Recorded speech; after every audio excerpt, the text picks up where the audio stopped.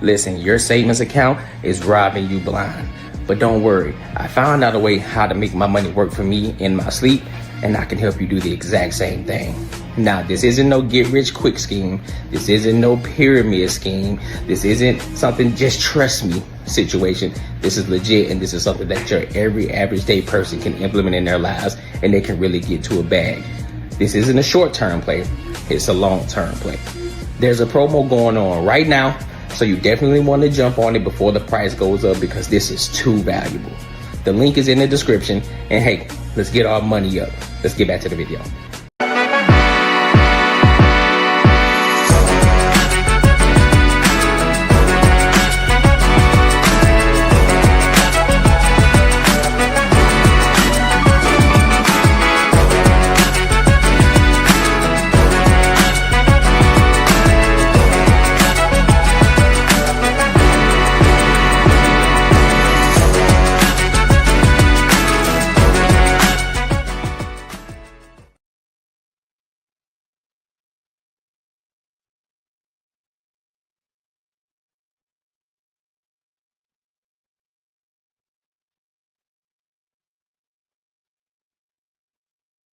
Can't hear me. Y'all couldn't hear me.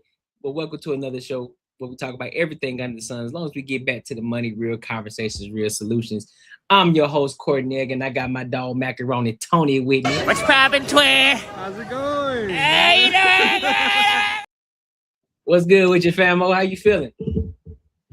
I'm good, man. I have no week, so I had to switch it up real quick. I had to get the phone. Hopefully it don't die out. I feel it. We got well, the rest of the crew, they'll be in here, whenever they make it in. Marcus texted me, said he'll be he jumping in, but when everybody else get here, but they can just tap in. But we about to go ahead and get started with these videos. But before we do, make sure you like, comment, and subscribe for the algorithm, and make sure you hit that bell notification. And be sure to share this with your family and your friends. Listen, we trying to run these numbers up on the Courtney Show and the Banter and Barter Show. So definitely share this with your family and friends. All right. So let's go ahead and get into it. Let's go ahead and get into this first topic of tonight. And we're talking about, I guess, how do I want to frame this? I'm just going to go based off of the caption. It says, after narrowly escaping death at the hands of a communist Minneapolis lynch mob, Jake Lane gives new details of how roaming mobs of 1,000s of zombie-like leftists viciously attack not only him, but anyone wearing an American flag. So we're going to dive into this video. This one is a little bit long. So, you know what I'm saying? We're going to try our best to dissect it a little bit. If there's anything you want me to pause it or where you want me to pause it at, Mac, just let me know. All right, so let's go ahead and get into it, bro. No, but I understand your want to try to kind of quell relations here in this understanding, but we're in an existential threat. White Christians are being replaced in our homelands. We have nowhere else to go. And the difference is, Alex, when you replace white Christians, you get a class of people that does not vote the same. They vote for big government, no Second Amendment, no First Amendment. That's the difference between us. All that. We have a voting class, white Christian men and white Christian women too. We vote for small government, pro-liberty. The reason why they want to replace us is to usher us into a tyrannical, more easily controllable mass of people I that has no identity and has no heritage. You're missing. You're arguing when there's no argument. I'm saying that Black Americans that have been here as long as white people, their ancestors statistically are voting for Trump 3 times what they were just 10 years ago. And that's a blessing. They understand they're being replaced as well. I was just mainly trying to get the phenomenon of Black Lives Matter was like a third Black. This is 95% white and Islamic. What do you think the shift is here? Well, I think that the woke mind virus, and, I look at some of these people's eyes, and one of my statements I always say is, how many COVID vaccines did you take? A lot of these people have been completely, it's like they've been uploaded with some, crazy hatred of white people. They have hatred. They want to see, I mean, literally at some of my protests here, there are white men standing in the back there like, replace us, literally screaming, replace us with black people, replace us with Muslims, replace us with South Americans. And so you have this woke mind virus that's actually self-effacing, it's self-eating, They have and Stockholm it's syndrome. deteriorating. They have Stockholm syndrome. They hate their heritage because they've been lied to about their heritage. We're conquerors. We are creators, inventors. We've done the most beautiful and biggest things in the world, It's and we should not be simpler than that. ashamed They're a of it. bunch of meth head white trash on government payroll, working with the Somalis. Almost all of them are on the take, running their own scams, and they just think they're on the winning team. That's why they're doing it. Yeah, well, they're not on the winning team. And when we come back to Minneapolis, because we're going back, we will not be dishonored and disgraced. The American Patriots, the Crusaders, will be showing up. We're working with all teams across the board. Anybody who stands for American values, Christian values, for white culture, white Western civilization, we need to take back and secure the area of Minneapolis from these absolute crazy leftist Antifa. They are disgracing one of America's greatest cities, and we need to take it back. What do you think about what Trump's doing over? So, what are y'all thoughts on this and what he's saying? I mean, bro, these white dudes, they've been saying shit like this since I don't know when, bro. Like, this ain't nothing new. I mean, yeah, there's some crazy leftists and all that stuff going on right now, but like, I don't know. I think some people need to touch some grass, bro. Honestly, like, I ain't gonna lie, I really don't care. For real, bro. That's their issue. We just stay out of that at the end of the day. That's fair. Marcus, what you got, bro? Oh shit, my bad, bro. I didn't even catch up at the end of that one. I was trying to get my mic working. Can you hear me? Yeah, I can hear you, bro. All right, cool. Yeah. I was trying to get this shit working. My bad. Yeah, I didn't even catch the beginning of it. So basically, he's just saying that they need to get back. They need to get back to the roots of white power, basically. White Christians, the conservative values of white Christians, and they need to get back to that. That's basically what he said in that shit. Shit, man. Yeah, I mean, I don't got very much to put on that one. Like your boy Macaroni said, I mean, white people, they've always been these little groups that still push that. Which I mean, hey, more power to them, man. Push it, do what you gotta do. But I mean, we also know that it will never be back to where it was. I mean, I don't know if that's what he's talking about as far as like slavery type shit, to where there's control over other people, and that shit will never happen again. So as far as them getting their little groups and doing what the fuck they're doing, they can. But you know what I mean? Like, it's already been proven, bro. Like, if they're gonna come and try to do some like anything in groups, it just ain't gonna work out for them. As far as like if you're going like violent style, it just ain't gonna fucking work out. I mean, they can do the protests, these little protests they're doing, and all this other shit. I mean, it ain't gonna really affect anything. So for me, yeah, it is what it is. Because it's the same cat. Was the video we were watching? Was that him at the protest where other black dude saved his ass? Yeah, that's him. Okay. He did what? He was at the protest. He was at the Minneapolis protest. What was going on there? Shit, they was on his ass. Yeah, he's about to get fucked up. And and so he's saying, and that's why he was saying that they're going back. They're going back over there to Minneapolis, and they're gonna try to right the ship, however that's gonna look. But we gonna see. Hey, was it the same dude that was talking about after that stabbing of Metcalf? Was this same dude who was out like making a whole bunch of noise about some shit? Not sure. I gotta look it up and see if that's him, because that is, man. Is he like running for some sort of like office or something? I don't think he is. All right, that's a different dude then. Rob, did you get a chance to check this video, Rob? Or he still? Oh no, he's still doing what he's doing. I think he's wasting his time, bro. Like, I get it, how he feel, whatever, but I'm like, I don't know. I'm like, what's the point? Yeah, it's not going to amount to shit, really. I mean, if he's trying to like it, yeah, we get you, bro. What's good with you? All right, what's happening? I have to kill some of this background noise and whatnot. Hold on, you good? But yeah, nah. I was able to see some of it, and it's just wild to me that, you know, Buddy was out there, he damn near got shanked and all this other stuff, and you know, they asking him like, how do you feel about people saving you? And he's still over here trying to push agenda. And last time I checked, they said it's the same dude that was from like one of the January 6 takeovers or whatever that they did back then. Just like, okay, y'all pushing all this Christianity and whatever, that's fine. Don't get me wrong. I grew up Christian. I'm glad Drewski did the little skit he did, because the church been looking goofy for a while now. So, you know, I've been having to do stuff at the crib. But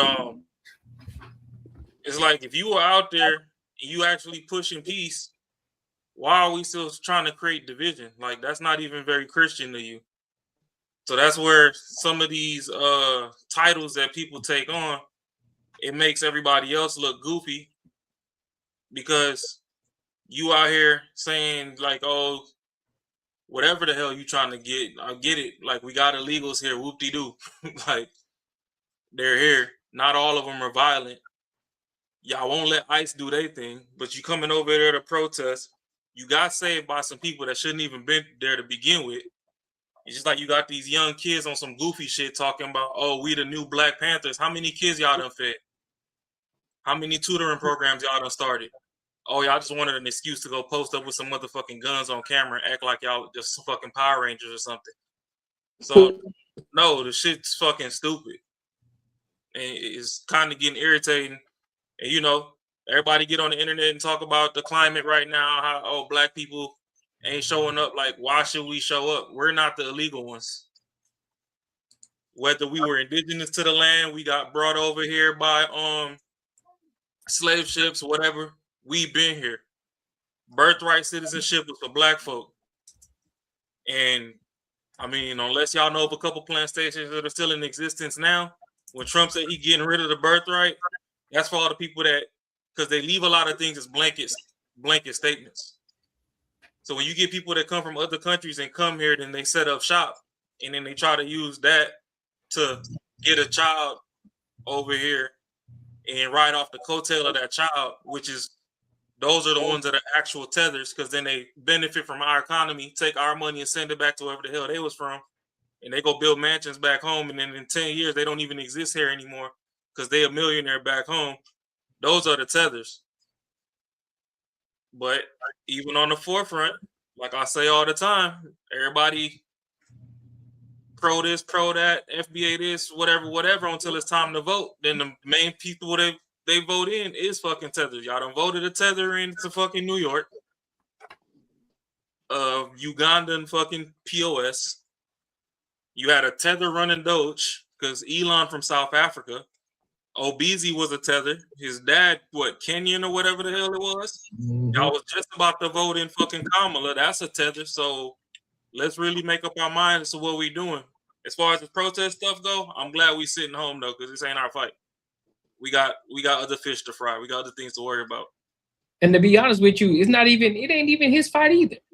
Leave that shit to the federal government. Stay your ass out the way, dog. This is the shit that I'm always talking about as well. People who are putting themselves in the situation that ain't got shit to do with them, man. Let the federal government, let the ICE agents handle that shit. Everybody else get the fuck out the way. What up, Mimi? If you want to come up, I'll send you the link. I'll send you the link if you want to pull up.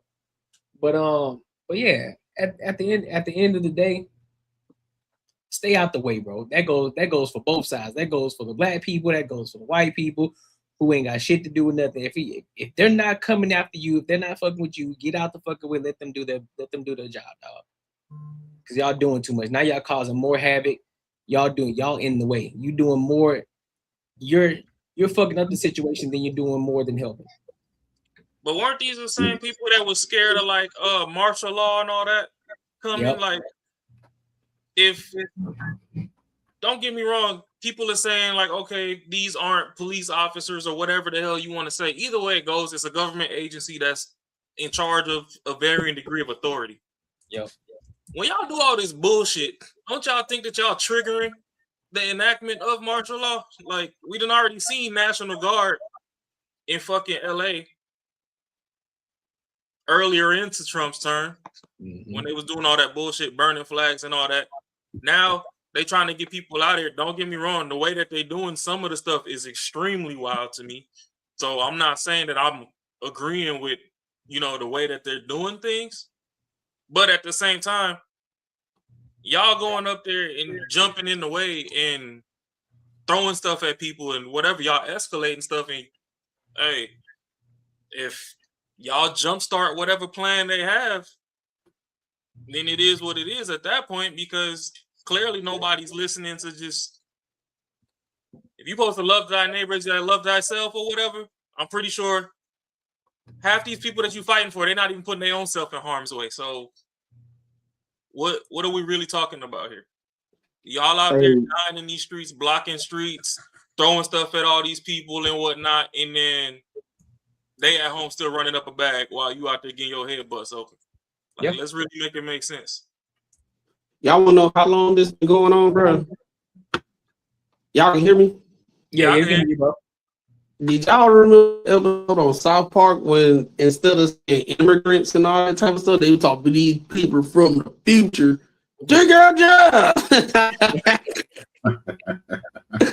That's all I see on this situation. They take their job. They take their job.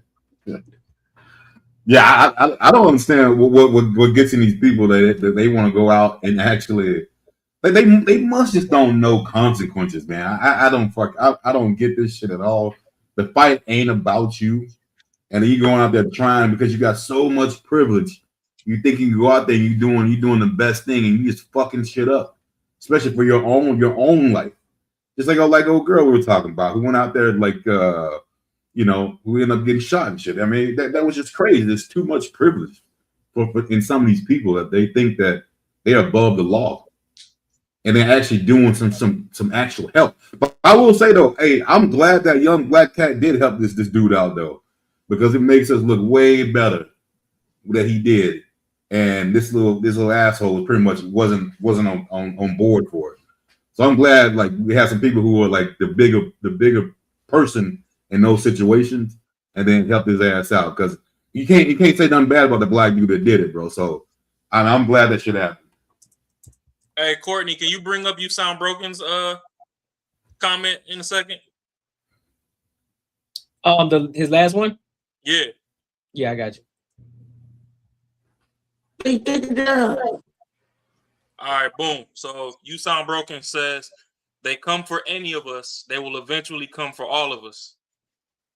Though I agree with that statement, the problem is y'all motherfuckers was in the middle of this Drake and Kendrick beef the whole time, and everybody was bumping they not like us. Now that it's really folks that's not like us, y'all out here getting your head bust open for niggas that's not like us.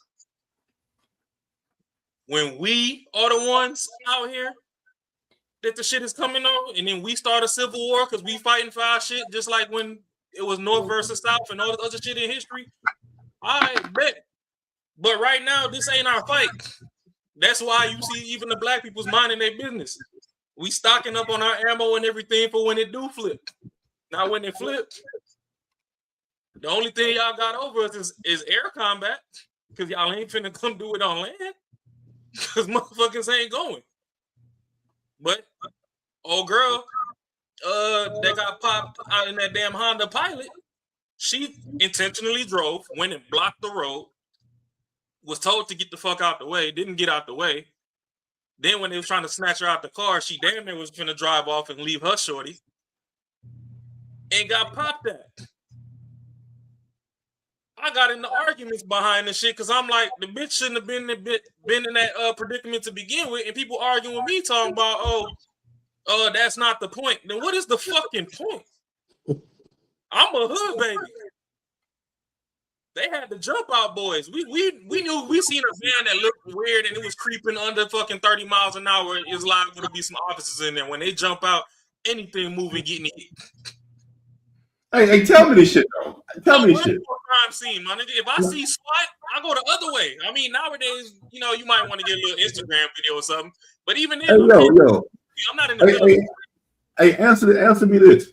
Why someone see a thug that come down the street and try to hold him up with a gun? They respect that motherfucker more than they would if a cop came up.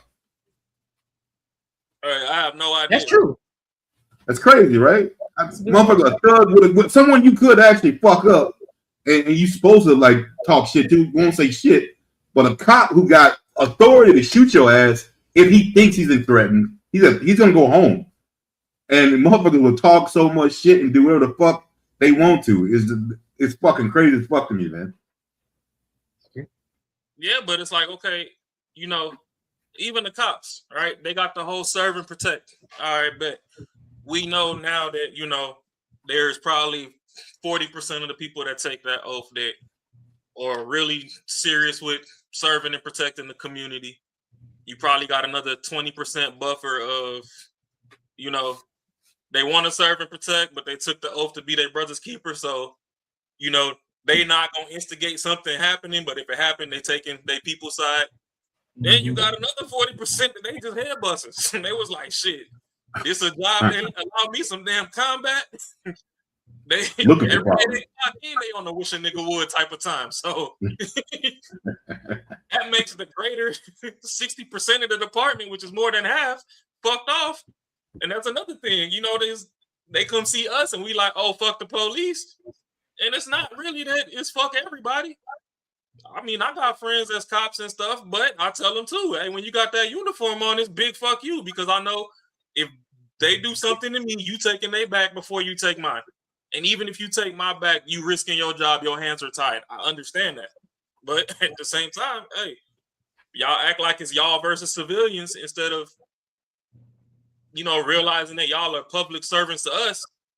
It's just like, fuck our little tax dollars. Just do us anyhow y'all want to do us, and we just got to deal with it. So that's where, you know, the generations of trauma have been passed down to where it's like, nah, it's big fuck y'all.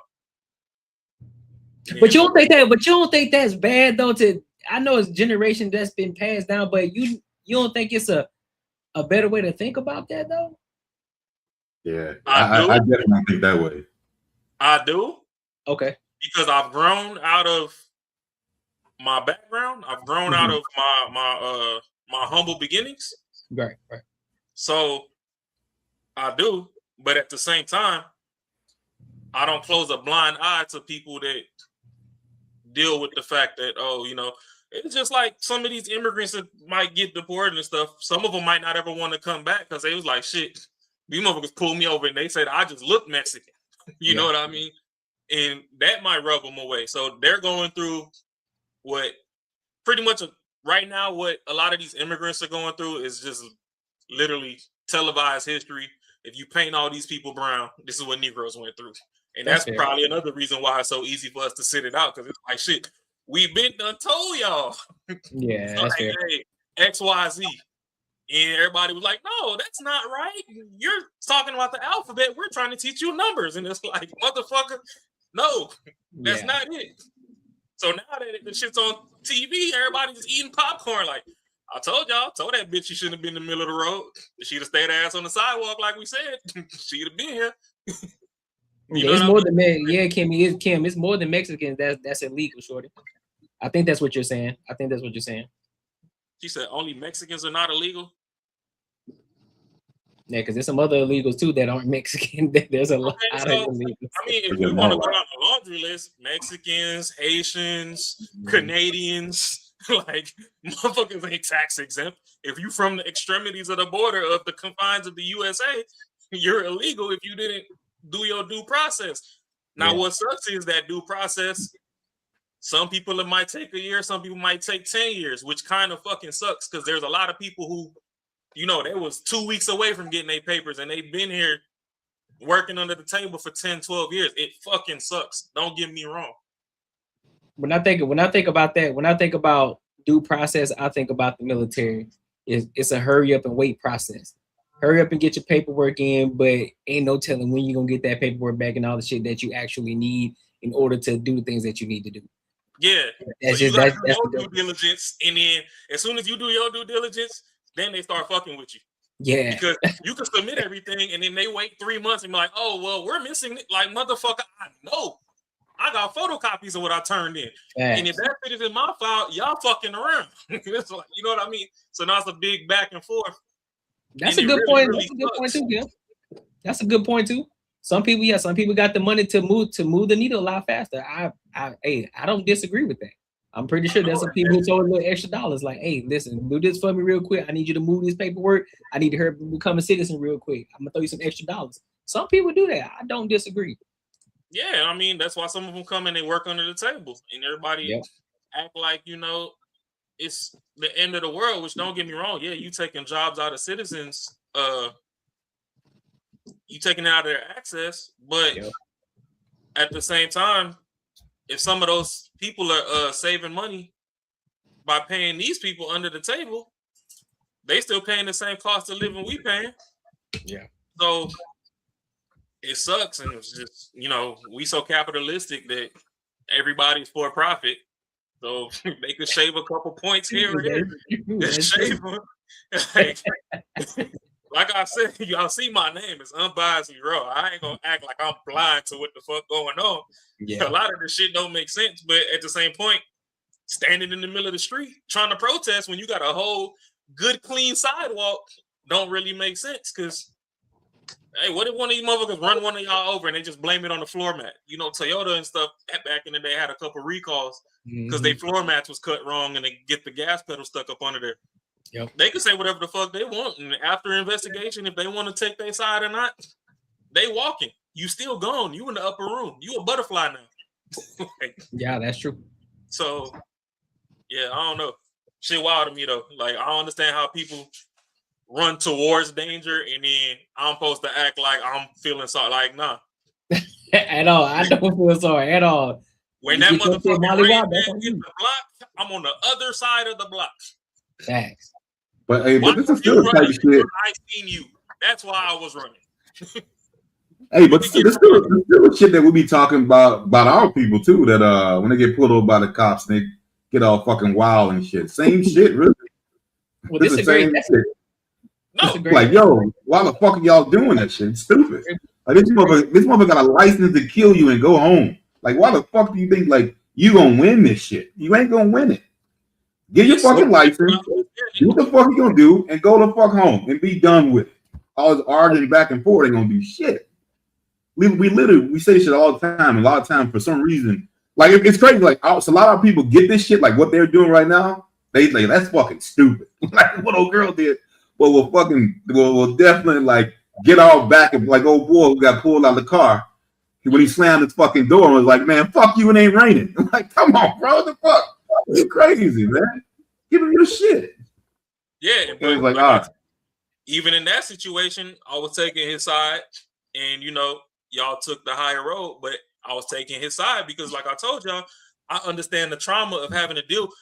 Like every time you start your car, you're not expecting to get pulled up, but at the same time, when you done seen people walk the straight and narrow and the damn near fucking got to the hospital with a concussion and 13 stitches to get back out, and that was your straight A student off the block, ain't never got into nothing, was a full-on nerd and whatnot.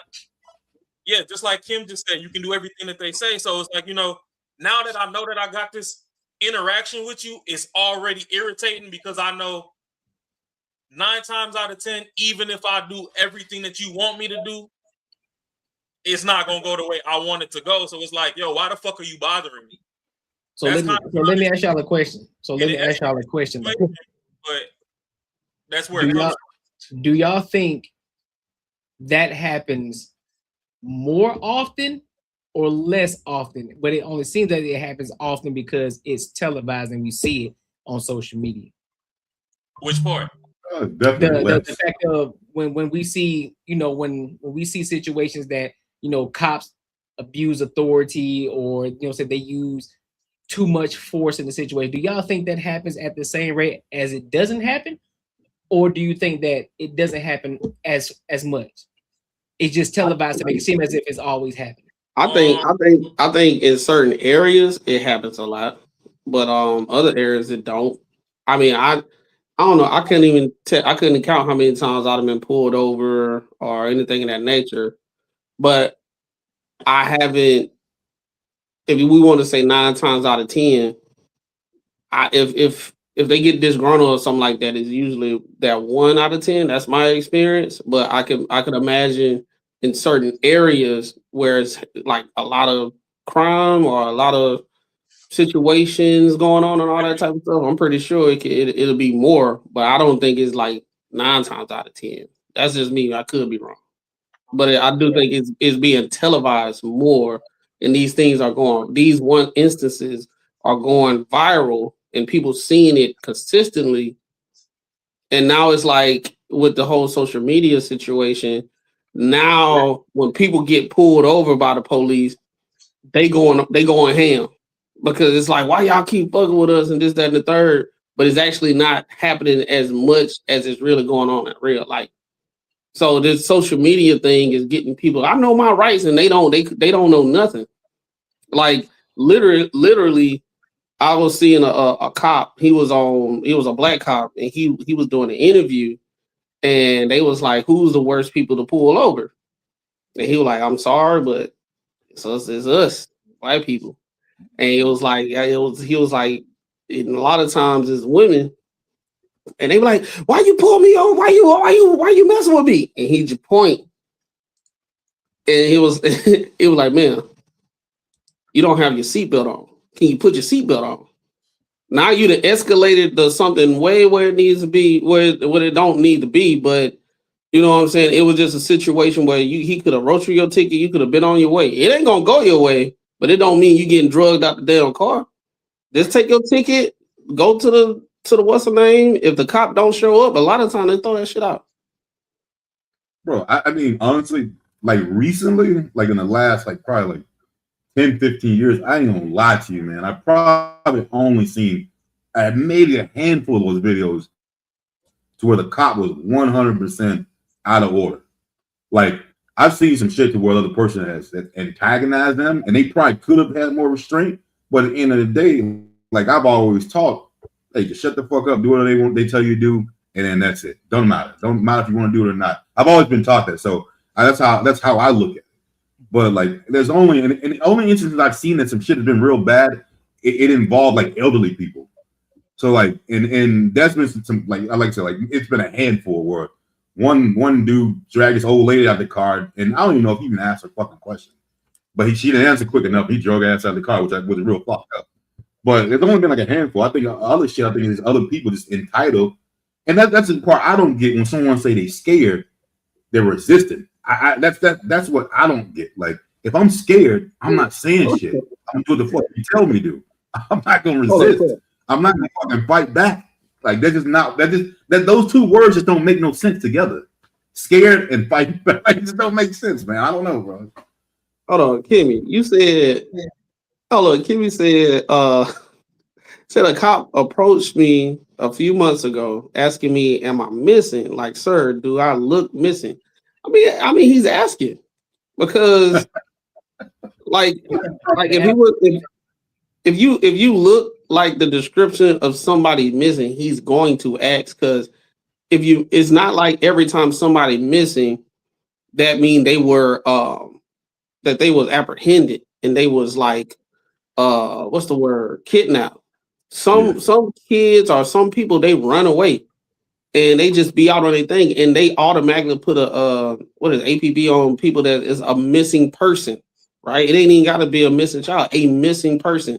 This person, they family said they haven't seen this person in months, and they suffer from schizophrenia or things of that nature. They have some kind of mental situation.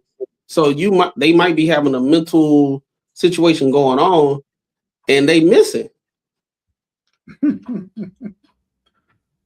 See, because why? Ain't no description. I live around all white people. See, And that's the issue. That's the prime example right there. I Courtney. don't believe you.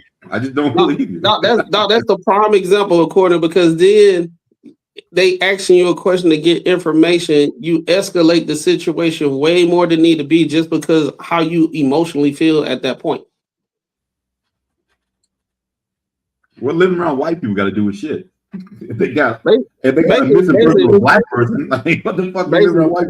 Basically, she's saying like she probably own a black person around. If she was white, then they probably would. Yeah, she lives in a good neighborhood and shit. How you mute, bro? That's wild. We good now? Yeah. Use the okay, bet. So to answer the original question, I'd say probably, and Mac did shoot on a good point because it is area specific. You know what I mean? But I'd say probably 30 to 40% of the interactions is just really like that. But what's portrayed on TV makes it seem like it's, 70 to 80. Until like you break down to, specific areas, because that was just like a nationwide sweep. But then, I'm from the Bronx. Shit was ugly for a minute between cops and civilians. The boys in LA would tell you, back in the day, they intentionally went out of their way to go hire cops from the South that was racist to be on the police force to go handle folks in LA. So, you know what I mean? Like, them motherfuckers, if your window tint made you look like you was a Negro, you was getting pulled over. You know what I mean? And you might not have even been that. So that's where it's kind of like, okay, yeah, it just depends on the area. But families also pass trauma down too. It's just like how your kids could be playing with some other kids on the playground and that kid call your kid the N-word. And you're like, bro, you're 4. What do you know about that? Oh yeah, that's definitely learned. They heard that plenty of times somewhere. Yeah, so it's also a learned thing, because for our safety growing up, I'm sure after slavery they told you, oh hey, if those people were slave catchers, anytime you see them, just run. Yeah. Now you see them, you run. They asking why are you running, and you like, bro, honestly, I ain't got no answers to why I'm running. The fact of the matter is, you got a badge from my neck of the woods. You ain't trustworthy, so I took off.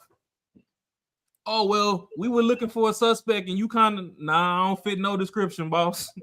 Like, I'm minding my goddamn business. I seen you. You look like you moving suspicious. I got ghosts. In like a lot of those situations too, you know what I mean? So it's there's no like straight line down the middle. There's a lot of factors playing into it. But I will say that mainstream media too does have things fucked off. I mean, they could talk about the whole Lake and Riley and all that, but you had I think her name was like Dakara Thompson or something, the black chick. We ain't see nobody speaking on her. I mean, we could probably bring that up on one of our streams, but we ain't see nobody speaking on it. It's like 3-4 black people, or I should say ethnic people, that I know of right now that, they done got sent to the upper room by the people that were trying to get out of here. Nobody's really speaking on it, but let it be a blue eyes white dragon on some Yu-Gi-Oh shit, and the whole world is in the uproar.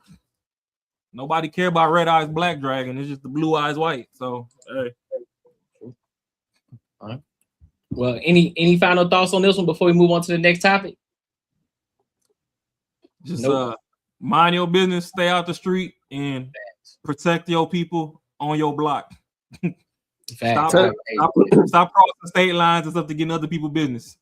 If you got an illegal next to you and you know that she sell the best tamales every Christmas and you don't want to miss out on tamales, hey, go high tier in the basement. That's between you and God. But they know that this man that caught a body, let them get him up out of here. Hey, touch grass, mind your business, get a damn job. Facts. I think people got too much time on their hands these days, bro. They be fighting for shit that ain't even their business, bro. That is facts. Oh, word? Well, shoot. Well, let us know when it go live. Then we might be able to touch base on it. But yeah, I don't do none of that dick sucking shit, man. Oh, I just did my thumbnail, so after this stream, I should be dropping part 1 of my review. Yeah, let's go. But listen, make sure you like, comment, and subscribe for the algorithm, and make sure you hit the bell notification. Now, this first topic is a great topic for us to easily segue into this next topic. And let's talk about this new version of the Black Panther Party. This new version of the Black Panther Party. They out here in Missouri talking about they gonna stand up for black and brown. They don't care about ICE agents. They ready to get at them. You hear me? Hey, you already know what it is. Hey, make sure you tap into the Patreon too. Listen, we doing things over here. We doing things. We all about money. We have conversations. We talk about culture. We talk about sports. We talk about everything, but we tie it back to the money. And Mimi herself, she saw the ebook. She took it, and then now she's applying it. So shout out to you, Mimi. I appreciate you. What's back? It's in the so it's a remember I was telling you about it's an ETF. It's an ETF that you can invest in, so you can have your money into your brokerage account. Yeah. So, but yeah, so let's go ahead and move over to this next topic. Black Panther saying that listen, he's willing to pull a hole in any ICE agent bigger than a window if they try to step. So we're gonna listen to it. The video is a little bit long, so if you need me to stop in between, let me know. All right, so let's go ahead and rock out. You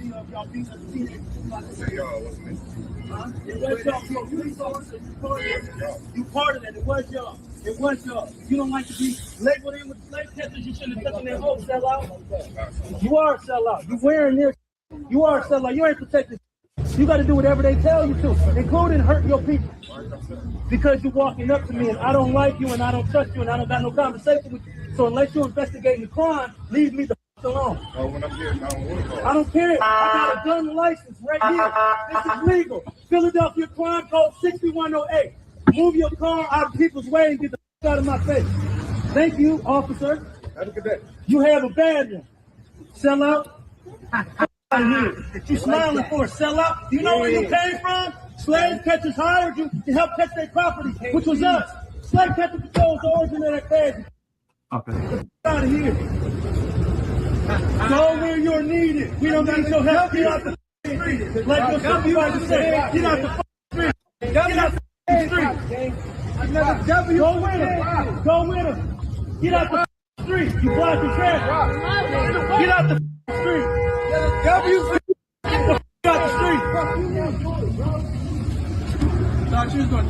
In Philadelphia, Pennsylvania, the Black Panthers were present, which led to the cops showing up. The men knew their rights, and we saw a walk-off from the police. No ICE agent ever run up on me. I guarantee you that when I put a hole in their chest the size of a window, safe line repair, safe line replace, that's what's going to happen. They touch me. Unarmed woman was killed by ICE. If you think you're about to come and brutalize the people while we're standing here, come around and find out. Our interactions with the police and ICE, and we hold them accountable. We control the community and we hold them accountable. The Black Panther Party from South Defense, we're the same Panther Party from back in the day, but we're a little more aggressive now. You dig? Carry bigger guns and we don't take no places where there are a lot of immigrants at. I think that the community around them needs to take special care to them and it needs to start escorting them to and from everywhere. Are any of these cats full black? That's what I was just looking. It's always the mixed looking dudes that always got this identity crisis. And so they got to go extremely hard for the black community. I'm like, bro, sit the fuck down somewhere. These are the most damn. Honestly, Courtney, I ain't trying to listen to no Black Panther member unless he say jive turkey or some shit. Or I like those Black Panther. Hey, jive turkey, or sucker. I need to hear all that. All this what he got going on. Safe life, little parents. And you go, man, shit. No, I want to hear them call people crackers and turkeys. Bro, I'm dark skinned. I think I'm too light to be in the Black Panther. God damn. These motherfuckers over here. like a quarter black. All I'm saying is, where is this energy for the niggas in the hood that's fucking up the community? You got all the smoke for federal agents. You got all the smoke for the police officers. That's cool. Hey, do your thing. If you feel empowered because you lacking in your identity and who you truly are, because you choose not to address that white side of you, you know what I'm saying? Because you partially that. From what it looks like, like you partially that. You might be full black. I don't know. But you look like you mixed. Where's this busy? Something, bro. Like, but where's this energy at for the cats in the hood though? All these niggas always talking tough to police officers because they know police officers, they gotta go by code, they gotta go by books, so they can't do nothing unless you're doing something. So if they just sit, which is why they got back in the vehicle and drove the fuck off. So where this shit at? You ain't gonna talk this shit to niggas in the hood, because guess what? If you standing there with guns and you talking tough like that, guess what is up? It's up. It's gonna be just like Eddie Murphy. It's gonna be just like Richard Pryor on Harlem Nights. You got guns, they got guns. Everybody's shooting everybody. I mean, shit, they gun look my size. Right, you feel me? So when I was on some YN type shit, that shit look my size. Let me see that. I like that gun. I'm gonna take that shit. Yeah. Like, let me hold that for a second. All right, now I'm gonna need you to run off. Did you see that video way back? It was like a couple years ago. Some dude was into it. I think was it a white dude or a light-skinned dude? I don't know. These two dudes was into it, and one dude had a gun. They were supposed to fight. He had a gun. He was like, "Oh, what you finna do with that?" He's like, "Matter of fact, let me see that real quick." And then the dummy gave the dude the gun, and Buddy was like, "All right, now go ahead, get up out my fucking face." Bro, dude was standing there trying to plead his case to get it back. Yeah, I did see that, dog. I'm like, bro, you got to be the dumbest. I'm like, at least take the mad guy, take the shit out if it's loaded. That boy ain't take Nathan out. I was like, cool, survival instinct on zero. Dog, that's crazy. Where to make sure that they're safe, because them ICE agents ain't gonna act like that if it's a bunch of people standing outside with assault rifles and shotguns. It's a semi-automatic shotgun. That means them shotgun shells that shoot out of a pump, they shoot them rapidly. If you are gonna legally arm yourself with something bigger than what they got. Those who serve in the public, they should be fearful of the public. They should be fearful that the public is going to be dissatisfied with their job that they're doing, not feeling like they're tyrants, not feeling like they're bullies because they got guns and body armor and walkie-talkies. That makes them immune to whatever the people would do. I think you want to correct the ideology of the pig and the mentality of the slave catcher. You meet them with equal force. All power to the people. No power to the pig. Not only that, they were seen at the anti-ICE protests. Now, there will be many libs upset at this. I was raised to believe that the KKK and the Black Panther Party were equal and opposite entities. And it wasn't until I watched Forrest Gump that I had exposure to what the Black... Who's Uncle Auntie on the screen? Why they got this pretty boy up on this motherfucking screen, bro? What the fuck we got going on, man? I'm gonna let it rock. Black Panther Party might actually be. This is obviously a result of me being a white kid raised in Texas. I literally thought that like Huey Newton was like akin to like the Grand Wizard of the Triple K. Like the benevolent government, took out this threat that was, causing black supremacy. I mean, I'm a young kid. I don't understand that black supremacy doesn't exist, and I'm white, and I'm being told to be scared of these people. This is a condition that you're conditioned to in conservative America. It's the early 2000s. They're this malevolent evil akin to the biggest terror cells in the world. Meanwhile, they're feeding thousands of children in every major American city. Meanwhile, they're this engine of a black renaissance in America being combated by the CIA. Then I watched Forrest Gump and I'm a kid and I'm like, if this is an accurate depiction, I mean, at worst, they're like a little rough around the edges. This seems okay to me. Like, I don't know. Mind you, that movie doesn't even do like an incredible job at like illustrating the Black Panther Party either, but it was enough to make me think about it and start to learn about it, and the rest is history. But it's crazy. But one dude gives the tea on the propaganda we all took in. and how so many liken the Panthers to extremist movements. Yeah. And just open-ended, any comments you want to give to like my generation, the younger generation, or just any generation? Legally arm yourselves and unify, or else you will die. And I mean that in a literal sense. You see on the news all the time, Renee, you know, everybody say her name, Renee. Renee. Right? She just got shot in the face by ICE. Whose pawpaw is that, bro? I don't know, bro. This is why we don't respect the OGs, bro. That's lame, man. Yeah. Who bitch ass pawpaw? Yeah. Nah, this is disrespectful to the real Black Panthers, yo. Facts. Like y'all ain't got no community programs, y'all ain't got no receipts on none of that shit that y'all been doing for the last 10, 15 years, but y'all just pop out the woodworks with some blickies because you got some legal firearms. Oh my God, we're gonna. Them ain't even niggas. Nah. Y'all crying for reparations and all this shit. We ain't even got that yet, and you over here worried about some fucking illegals.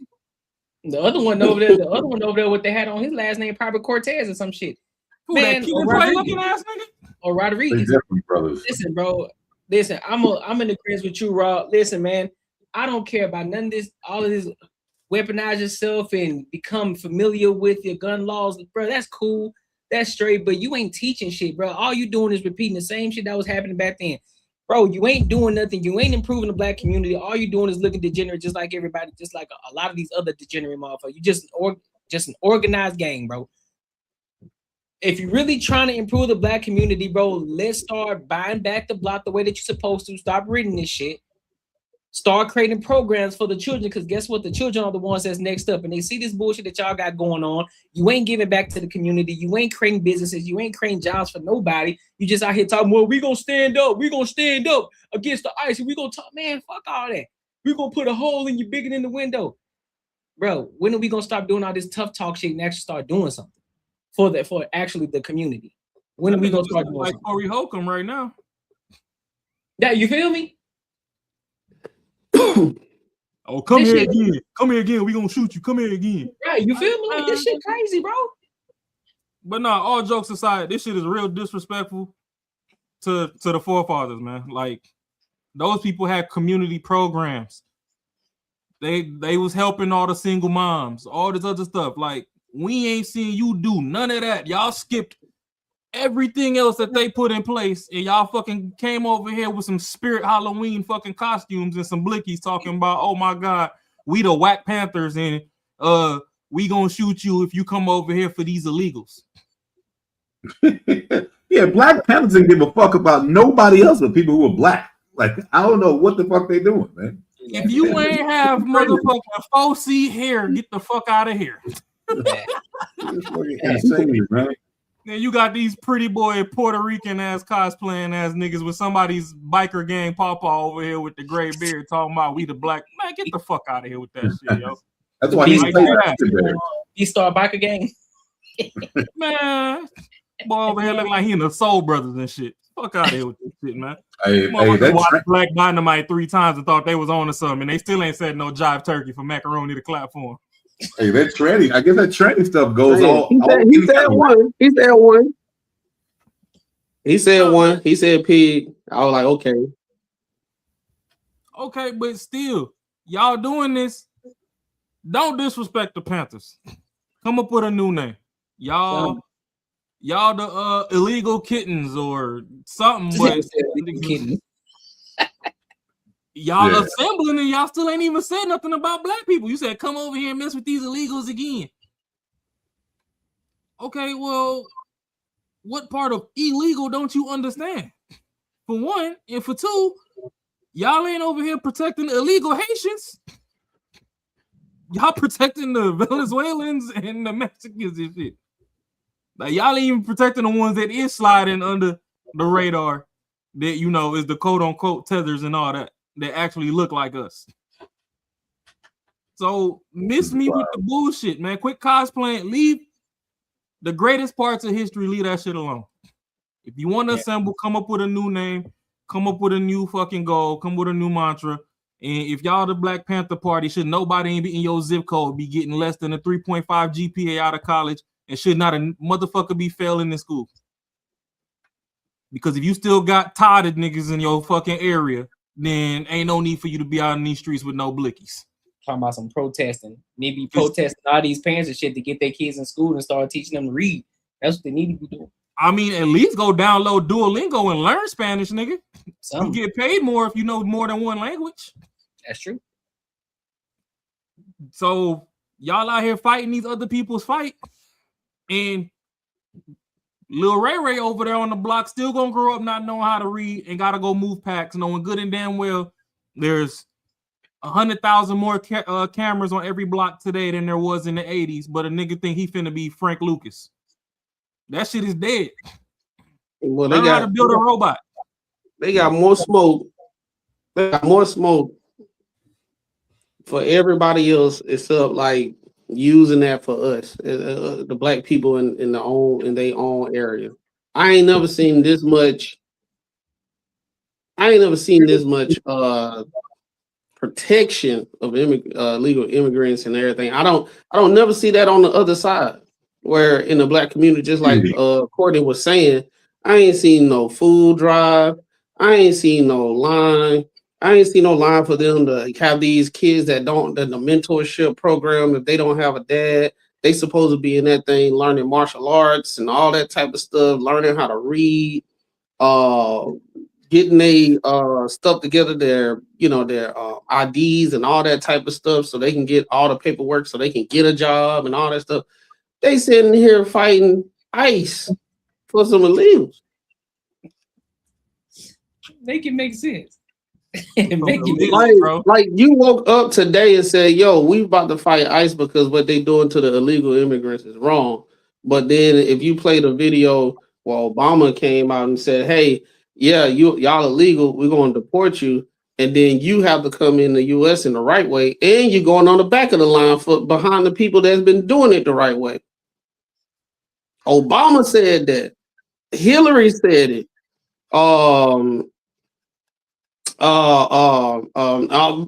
Republicans and Democrats, both of them at one point, that was something mutually they agreed upon. Yeah. But now, because the media, like I hear a lot of people say, "Oh, well, when Obama was doing it, he did it the right way. They wasn't killing innocent people. They wasn't locking them up and splitting families and all that stuff." But the dynamic is different because everybody don't like Trump.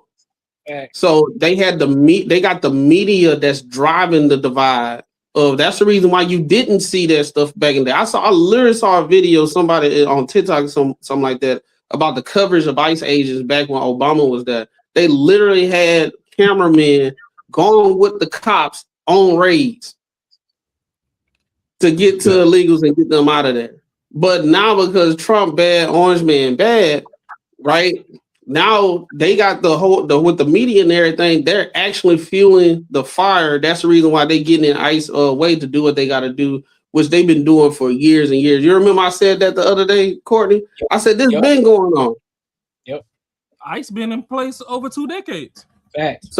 So you mean tell me you woke up this morning, instead of trying to get to the bag, go make some money, better your situation? Most Americans don't have $200 to $500 in their savings. You mean tell me you went to go to buy a rifle to post up the battle ICE? First of all, he got that posted up. I don't see no extra magazines, no extra ammo on his person. The minute you got to reload, you smoked. Done for. You talking about get guns bigger than them? It ain't always the biggest gun. The most lethal thing in the United States of America is a 22. Like it ain't what you shoot, it ain't what you shoot, it's who you shoot. Like I know we be talking about blue tip 5.56s and 7.62s and shit in our music, and Lil Reese got to do some research after he done got popped in the neck and shit with some big shit. But the most lethal shit, literally close range combat, is a 22. That shit is sending people to the Lord faster than you can get a damn license from the DMV.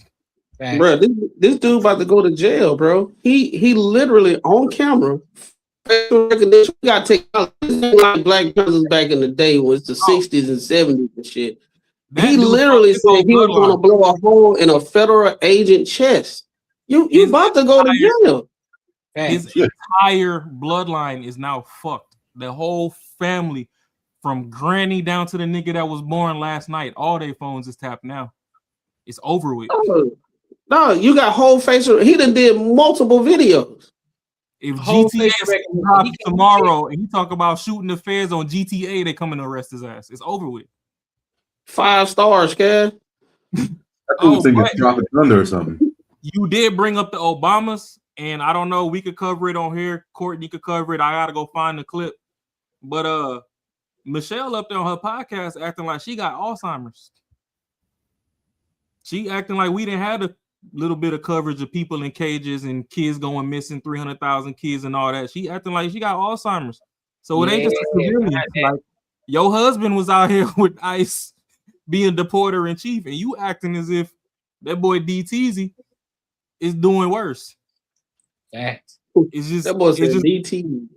It's just where they choose to point the camera at the time. Like, don't throw a rock and hide your hand. We seen the ripple in the water. We know somebody threw something. Yeah, that boy DTZ, man, he from New York. That's a hood nigga. We already know. I forgot what I was telling the other day. I said, man, y'all don't realize Trump and 50 Cent, they just alike. They funny as hell, bro. They just alike. I told you I'm the third person on that triangle. I done told you that. I'm telling you, bro, just alike, bro. They don't understand it. The only thing is Trump, he just political with it. He just political. It don't get pettier. Everybody, I don't like the way he do shit. He talk too much, man. That's him. That's his personality. He was doing that before he was became a politician. Before he became y'all don't let a celebrity get in the White House. He's a celebrity. He's used to talking. Facts. He used to be in the big dog anyway. So it is what it is.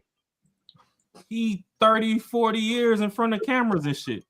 All he know how to do is be a personality. So the first go around, y'all banned him off Twitter. He created his own platform.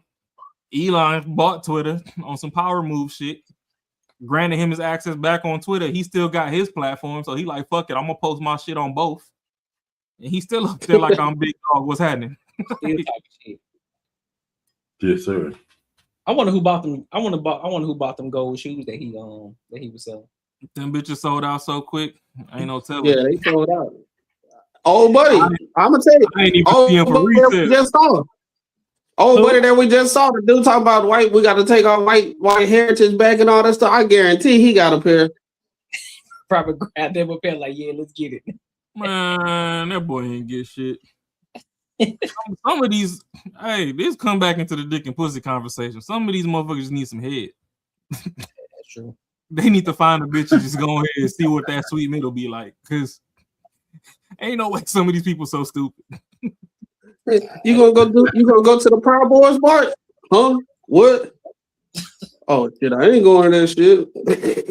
Man, after he gets some, I'm like, man, I'm gonna leave it to them, dog. I don't know. I was tripping before I bet you.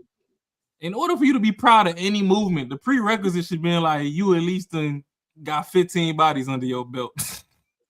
If y'all just gonna be degenerate in the streets, at least say you was degenerate at home. At least. Shit. Yeah, I mean, out here being stupid for free, ain't even fucking felt the ass yet. Like, get out of here. Any final thoughts on this Black Panther shit, bro? Yeah, leave history alone. Quit disrespecting the OGs. This shit is real disrespectful. Like, don't let them motherfuckers from LA fly out there. Well, actually, no. Where's Black Panthers? That was Oakland, ain't it? That was like NorCal? Yeah, don't let them motherfuckers. Don't let the Bay ride on you. The Bay wild. Hey, yeah, the Bay, yeah, them boys go crazy over there. Hey. Don't let them take a trip. So it is what it is. Let the motherfuckers cosplay. But when real violence hit your front door, don't start crying because we clapping for them, not you. Because you already know they got him now. They didn't tag his ass already. So like, you know what's gonna happen. It's gonna happen. You gonna find a couple months. He gonna get locked up. He gonna get locked up or something. Come on, man. Somebody Pawpaw seen that shit and fell off his rocker. Mm-hmm. That boy over there with the walker and shit and seen. These little motherfuckers think we was playing games. Making fun of the Black Panthers. My knee still ain't straight. I'm on my 5th surgery. I can't wait. You know what? Wait till nephew get out the pen. I'm gonna send him over there. All right, keep playing. Stupid. Listen, man, make sure y'all like, comment, and subscribe for the algorithm, and make sure y'all hit the bell notification. And make sure you share this with your family and friends too. Make sure you share this live. Got to get more people over here to run these numbers up, all right? So let's go to this next topic. Let's talk about Corey Holcomb and Anton Daniels. Uh-oh. So for everybody who already know the whole debacle between Corey Holcomb and Anton Daniels, everybody, there's different people on two sides of the fence. They say they got their narratives about what happened, back end shit and what they saw. So Anton Daniels, he showed up on Philosophical's page, on Philosophical's live stream. And for those of y'all who don't know the backstory between Philosophical and Anton Daniels, they had this back and forth a while back when Anton Daniels was on the Peef. And he ended up pulling up to Anton Daniels' page or during his live stream, and they went back and forth. They was going at each other's head. And so 2 years later, Anton Daniels showed love, pulled up to Philosophical's page. So now we are here, and Anton is going to give pretty much his point of view of everything that's happening. But here's the key. There's some niggas on this panel that's going to make you say, dog, what the fuck is going on? So that's all I'm going to say about it. I'm going to play the video, and then we'll give our thoughts. Again, if there's a point where you want me to stop, because this is going to be a little longer, if there's a point you want me to stop, let me know. All right? So let's rock out. And parents may have experienced some of the things that occurred still affect the generations that are coming forward today and previously. So I just wanted to, make that distinction that just because it's not the same type of racism that our grandparents or parents may have experienced, there's still forms of it from government policies that were implemented that causes generational impact. Specifically, when you look at how wealth is passed down through generations, like even the 2008 housing crisis, most of the wealth that the Black community had built up from the civil rights era to the 2008 housing crisis, a lot of that wealth was wiped out in that mortgage crisis. You know what I mean? So, yeah, but just a quick interjection. That was not understanding economics. That was signing poor mortgages, right? Because just real quick, right? So again, now we get to conflate our lack of knowledge and our lack of learning to the opportunities and things that we have here, and taking opportunities and taking advantage of those things. You just always go back to racism, the white man. No. We are not where we need to be and should be politically, economically, or social. Like understanding a lot of these processes, bro. How long? I'm not talking about the mortgages that were taking out during the subprime mortgage crisis. I'm talking about the wealth in housing that was developed from the 60s on up until that point. Not those subprime mortgages that were taken out by everybody, not just Black community. You know what I'm saying? Mm-hmm. But first of all, let me say salute to the panel, salute to Philosophical. I know we had our differences in the past, but yes, we did. I respect. And I'm gonna say this before we get started. My issue with you, bro, is not success.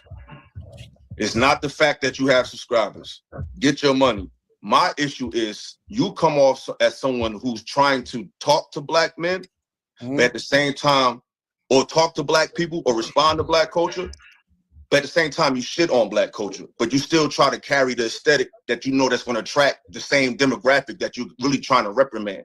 If that's how it come off to me. Like I heard, like when we was on the panel, the thing that stood out to me the most, besides this, because I reached out to you after that, but you never responded. So no, I don't remember you reaching out to me after. I did. I sent you an email and you never responded. And I said, I get thousands of emails every day. I bet I'm not putting you on the spot, but you responded to the first one, but you never responded to the second one. Because he was like, we could talk, we could work it out. And I said, but I want to have a conversation first. And I never got a response. But that's neither here nor there. But I'm saying this. When you get on these shows, the main thing that stood out to me that day when I caught up on your show, you said, fuck Malcolm X, bro. And it wasn't even about, I was of course offended that you said that, but my issue is nobody else was. And I think that you saying stuff like that and people not responding and having no smoke, and all they could see is the fact that I cut this man off, but they had no smoke or no issues for you saying that, to me was bothering me. And to me, I'm seeing a trend of people just feeling like just shitting on black people all together is something we need to do. Like, we can call out the bad elements without throwing out the baby with the bathwater. Because you say fuck black culture, you say that, but then when you go live, you got black culture aesthetics all around you, bro. Like, you got Chronic behind you. That's a black street nigga album, for lack of a better term. You got this one, you got that one. So it's like you're trying to appeal to the aesthetic of black people, but then at the same time you want to smack them down. It's like, I think you're sending mixed messages, and I feel like somebody that has your influence can do better than that. But that's my opinion, and that's what I want to talk. All right, so I want to address this little piece right here. Shout out to Philosophical, but on this little point right here, I see what Philosophical is saying, but however, he's missing the entire point, because he's trying to conflate the two. Just because you listen to rap music, that necessarily now all of a sudden you shitting on the whole community. No, take the meat, pause, and spit out the bones. Hey. Take the meat and spit out. You hear what you're saying out loud, bro? And so that's take the meat and spit out the bones, bro. That's all you gotta take for you. Y'all, they worried about the type of music listen to my black aesthetic. He's still black at the end of the day. But he tells you over and over again, I don't represent the shit that doesn't represent the best side of us. The shit that don't represent the best side of us, throw that shit out the window. That doesn't mean that take away rap music. It doesn't mean that. Because a lot of times it is stories. It is stories that people had when it was rapping. So that's my piece on it. Anybody else got something before I play it? Yeah, like that's I mean, I feel the same way. It's I still understand about like this whole like culture, like especially people who are like pro black. Then it's like, if you're pro black, you love your people, you can't say shit about black people, like nothing. Like you can't say nothing that would even point out the truth of them being in a bad light, if they're misrepresenting, something that black people are doing, or they're just doing some fucking foul shit. Like, you just cannot, for some reason, you got to hold that shit back and only tell what other people are doing that's fucked up, that's of a different color. So for me, I don't understand someone who seems as smart as philosophical. I don't understand how you can't decipher the two, that you can critique someone and still love, if it's coming to culture, still love your culture or like respect your culture. So I don't get that whole thing to where it's either all or none. Like that to me just makes no sense. It's literally in anything. Anyone who gives a fuck about you, if you ever seen anyone who cares about you, they will point out shit that you're doing. Someone else could be doing the same shit that's fucked up, and they would not give a fuck. They'd be like, cool, go ahead, do it. But when you do it, fuck no, you're not doing that shit because it's not right. So I don't understand like how people just can't put that together. Like, if someone is critiquing you, then a lot of times because they give a fuck. But hey, we were going through the same, me and Courtney, we used to have the same conversation. I say the same shit about fucking Candace Owens and Officer Tatum. I used to irritate the fuck out of me because it was like, yo, these people are saying certain kind of shit to appeal to white people, like something they would say. It's like, all right, I got my representative over here. My black friend thinks the same way I'm thinking. That's how I look at it. It's certain things certain people say, but a lot of times I've listened to Anton. That's not what he's saying. He's not lying the conversation. Like, if a white person did this, like every situation, if someone black does it, followed by if a white person did this, then it'd be like this, almost like taking up for the white person. Like it's two different things, man. So like for what Anton does, what he's saying right now, I don't agree with it. So yeah, I agree. I watched this clip. I watched the whole thing at work, and I think it was too many. I think it was too many conversations going on at once, because, like what Marcus was saying, I think Anton was having a conversation saying from what his point of view was, and all the context. everybody had their own point of view of how everything went when everybody watched what went down. Philosophical, he's looking at a situation where he's frustrated with certain people like Officer Tatum and all them, and he's trying to apply it to the same thing as Anton. But and also he already got smoke for him for what happened back in the day. So I kind of understood that too. And I think oftentimes that what happened when a lot of people, when us as black people, we point out the degeneracy in the black community. If you call it out, then you trying to be white, or you a coon, or you trying to do this. It's like, no. Some people like, you know, Candace Owen, you know, I think some we have to call out the shit. And I think the issue is when somebody start calling out the shit that everybody is thinking anyway, it sounds good in the conversation to be blackly black woke, but when we seeing the shit in real practice where you eating somewhere at a nice restaurant and you got a group of girls over here twerking, we were like, yo, that's crazy, right? Have some decorum. Or we at the grocery store, these dudes, they walking with their pants hanging down, like pull your pants up. Like we seeing all this stuff in practice, and people want to say something, but when we have conversations, now it's like none of that shit exists, and we just being coons, and we trying to appease white folks and all that stuff. I don't understand this thought process. Anytime black people say something about black people, we got to introduce white people every single time. Like that's the reason why Corey Holcomb comes out. Like, what do you say about the white men or white people? Like, no, like that's the dumbest shit ever, because I don't live amongst white folks. I'm around us. So only thing I'm gonna say is if I see some stuff that's not right within what I'm seeing, majority of it's gonna be black folks. So if I live in the black community and I see things that I don't like and I call it out, why would I bring up white people? Like, why?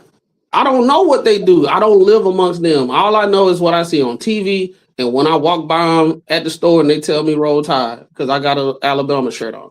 Other than that, I don't know what the fuck going on with what they doing at home or amongst each other and stuff, weird stuff that, you know, the white boys, they be playing those games. They be hitting each other in the dick and shit and doing all that type of shit. I don't know. But I know what's going on in my community because that's what I see on a day-to-day basis. This infatuation with white people or how they move, anytime black people are calling out black people, that shit need to stop.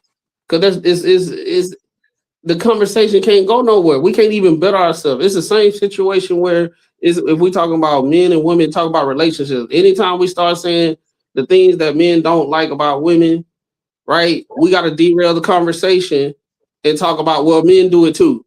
And now we're talking about all the time that men do it.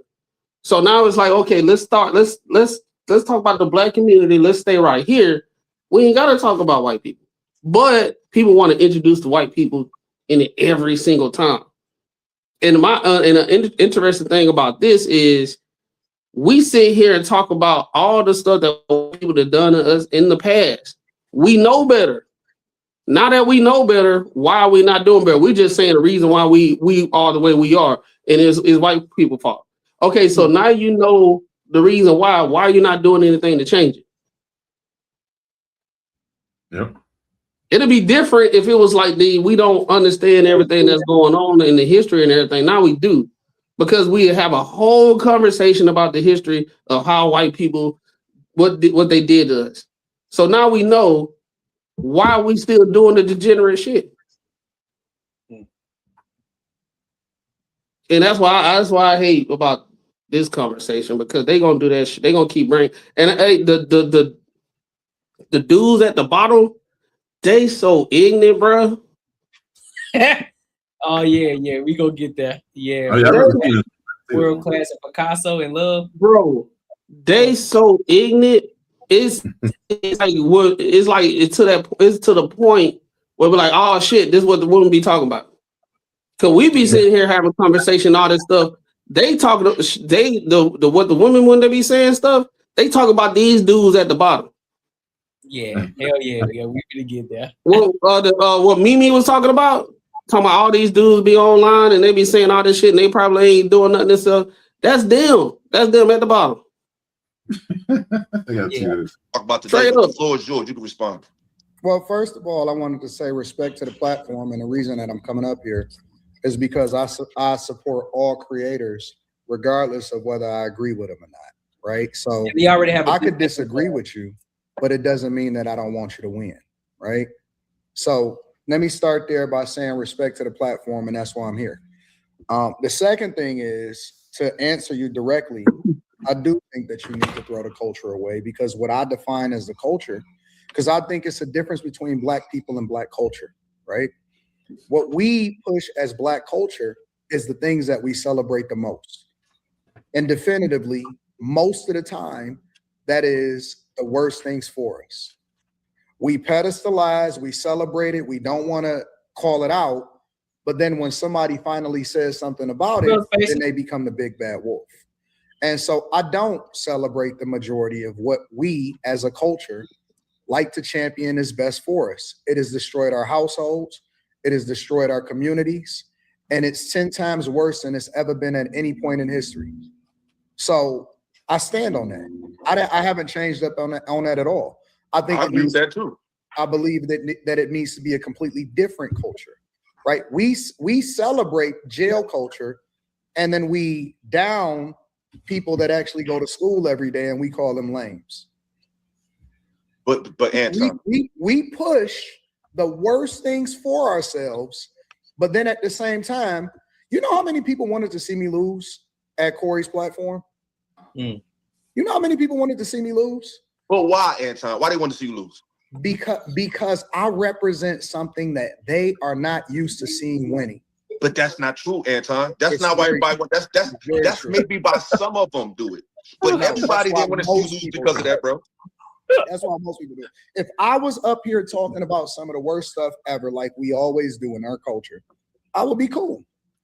Anton, this but because I stand 10 toes down. I don't think you know what culture is. This is why I'm disagreeing with you, Anton, because I go through the same thing. I go through the same thing. Everybody in this space, I just got into it with Fatty because he was saying, you need to leave this space because you want to be righteous and all that. Because I be on panels talking about real shit. I be having interviews talking about stuff that's not messy. And I don't get that support when I do that. So I don't do that. Well, I literally was laughed at by people in this space. Yourself better. You need to learn how to market yourself better. That has nothing to do with. No, I'm not talking about. I'm not even talking about, bro. I ain't even talking about numbers. I'm just talking about. He missed out. I'm sorry. I know they're getting into it, but he missed the opportunity right there. He missed the opportunity to shift the entire conversation where he was going like, listen, bro, it ain't the fact of what you're talking about. You just got to market yourself more effectively.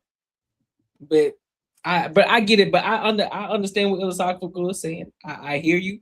But sometimes, yeah, you want to have real conversations just like we do over here at the Banter Barter show. You know, we try to bring the real conversations, but we got to bring the entertainment too. But in some cases, you got to also I don't care what nobody says. Nobody is starting a YouTube platform just to be on this bitch talking. You here to make money. I don't care what nobody says. They can play that whole morale game. Oh, I'm not here for it. I'm just here as a hobbyist. Bruh, you got on here because you were hoping that people are gonna start listening to you. You hoping people are gonna follow you, and eventually it was gonna lead to some money. I don't care what nobody says. I don't care. Now if you're thinking if it's gonna make you a multi-millionaire, or if you're focusing on like, oh, I'm trying to be a multi-millionaire, cool. If you just say, look, I just want to make a few extra dollars a month, I understand, but you're still here to make money at the end of the day. So yeah, I mean, but even about that, even if you were saying you want to talk real shit, he might just need to look inside himself, because maybe the shit he's talking about just ain't real, or you know what I mean? Just like ask your brother. That's what he talks about, real shit. He became real popular real quick. He ain't talking about no other crazy bullshit. He ain't doing no messy shit. He's talking real, like, deep shit because he knows how to do it. So if he might need to look at that too. It's like the shit he thinks he's talking about, he might just not be doing it right, or it might be the wrong audience. So that definitely can't be it. Anybody else before I play it again? Nah, I'll let it rock a little bit. All right. People rather see arguments than information. Now, if you want to say, hey, it's a better way to prevent your information, I'm always open to a suggestion. But what I'm saying is I've been on panels with just all men, bro, and they laughed at me because I said things like, they said, what's your solution, Illa? I said, I think the children is the solution. I think the children is a viable solution because we can't fix old dogs, but we can re-engineer and I agree with that. But it's the thing, this space laughed at me. I was on panels with dudes and I was bringing out books about history, about culture. The And the difference niggas between really you and me is that I don't give a fuck about what people think about me. No, I'm just giving you an example of how the gripe that I don't give a fuck me. That's why I do what I do. But no, I'm just giving you an example of that gripe that you have. I have that gripe as well. But that doesn't excuse, that doesn't mean I'm not going to still speak to these people with love. Like it's still some love and empathy in me trying to relate to people because everybody is not what we see on the computer. Everybody's not what we see on the street. These people still got children, aunts and uncles and nieces and nephews. So I don't even speak the message that just go ahead. Some people's lineage need to die off. I don't need to support and rock out with people just because you're black. There's some people that are so degenerate and so bad for what it is that we stand for. And let's be clear. We're the only culture that forces all of us to support all of the bullshit, regardless of what everybody does. All white people don't fuck with white people. Asian people don't fuck with Asian people. They outcast them to certain cities. If you go over to Japan, if you go over to Tokyo, they got whole cities that's dedicated to motherfuckers that can't come outside, based off of the fact that they're not contributing to the culture and they're degenerate. But we're the only culture that we have to support it all just because I'm black. No, I don't. No, I don't think we need to support all the bullshit, but we still have to give freedom. But let me just say this. I think that what you said, as far as ruling in love, I don't believe in that. I believe that sometimes you have to completely go in to destroy all of it, and I don't feel as though I have to make it right with people that have lived their whole lives to be destroyers. Some people are not good people for people, and I believe that I can destroy it all. I think when I go into a place, I'm not looking to be friends with these niggas. I don't need to have a conversation with everybody to make it cool. And let me be very clear. When me and Corey, because a lot of people say I came in with an agenda. I thought you did. Corey called me and set the pace of what the agenda was going to be before I got there. I knew it was going to be smoke because he already told me that it was going to be smoke and that he had smoke for me. I knew he was going to disrespect me before he disrespected me because he had already led on. He didn't say directly, I'm going to disrespect you.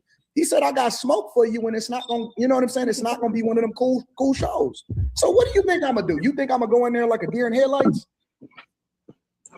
Hey, I don't think he really knew. I'm asking a question. I don't think he did. Because everybody if that's saying, the case, they no. make a big deal. They make a big deal when I said that I prepared and I studied for him. I think that the real travesty is that he wasn't prepared, but yet he invited me to his studio. I flew from Detroit to LA. And so you think that I'm supposed to be the B-side. I'm supposed to be the one that's going to lose. I wasn't prepared to lose. And prior to you coming on the show, I kind of alluded to that. Because quite frankly, like I told the brothers here, y'all both won because y'all basically have us talking about it. And the internet space, that is exactly what it's designed for, is to have people talk. Whether they're talking negative or positive does not matter. The point is, we're sitting here talking about it. So I commend y'all both on that. But to my point that I made prior to that, neither one of y'all was sitting there y'all both were doing the same thing. When you pointed out the fact that I met his energy, bro. I never got disrespectful. Until I got disrespectful. Hey, you ain't being honest. You came in, you came in being condescending, bro. What did I say? Wait. What did I say that was condescending? You said you came in to lose to his chat. You came in to lose to how tough his chat was, and that they not tough. That's condescending. Because the whole chat, if you go back and watch the live, the whole chat was saying, oh, he gay, he gay, he gay, he gay, he gay. But you just said you don't care what people say. You just said you don't care what people think, bro. The first thing that Anton said was that I was coming in and being disrespectful because I talked to the chat. I said condescending. That's what I said. Yeah, but again, bro, this is the content creator part of it, bro.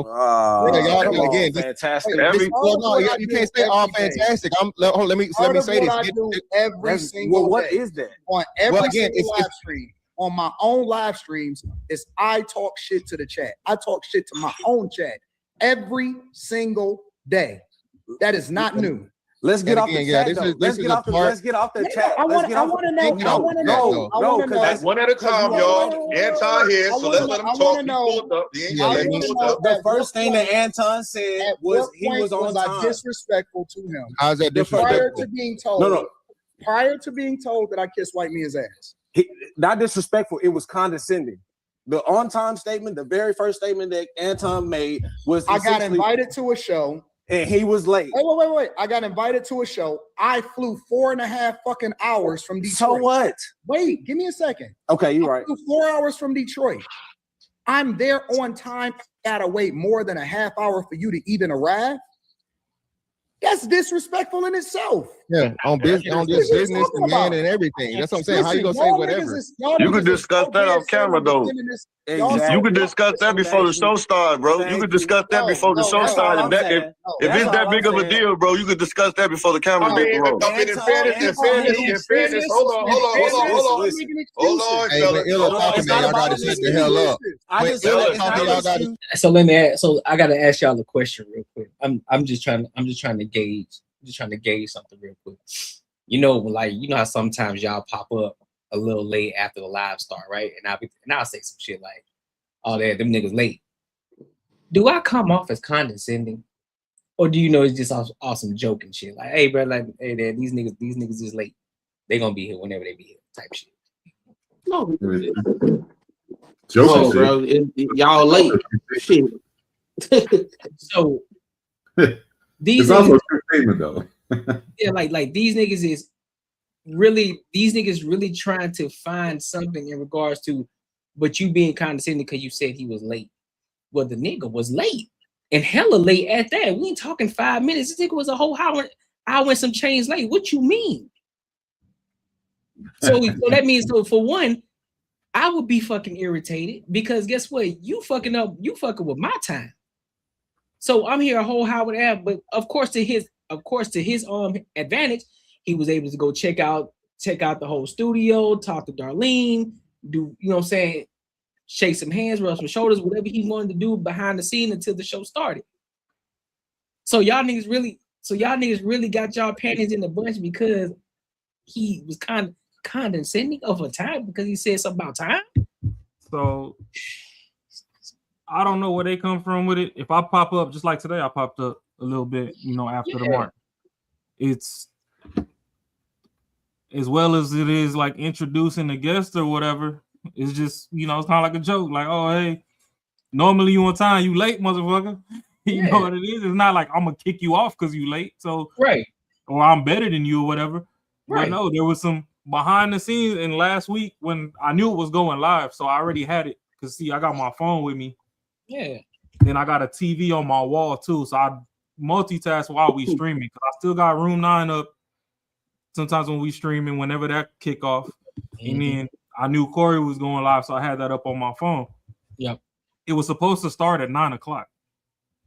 They started at like 9:20, 9:30.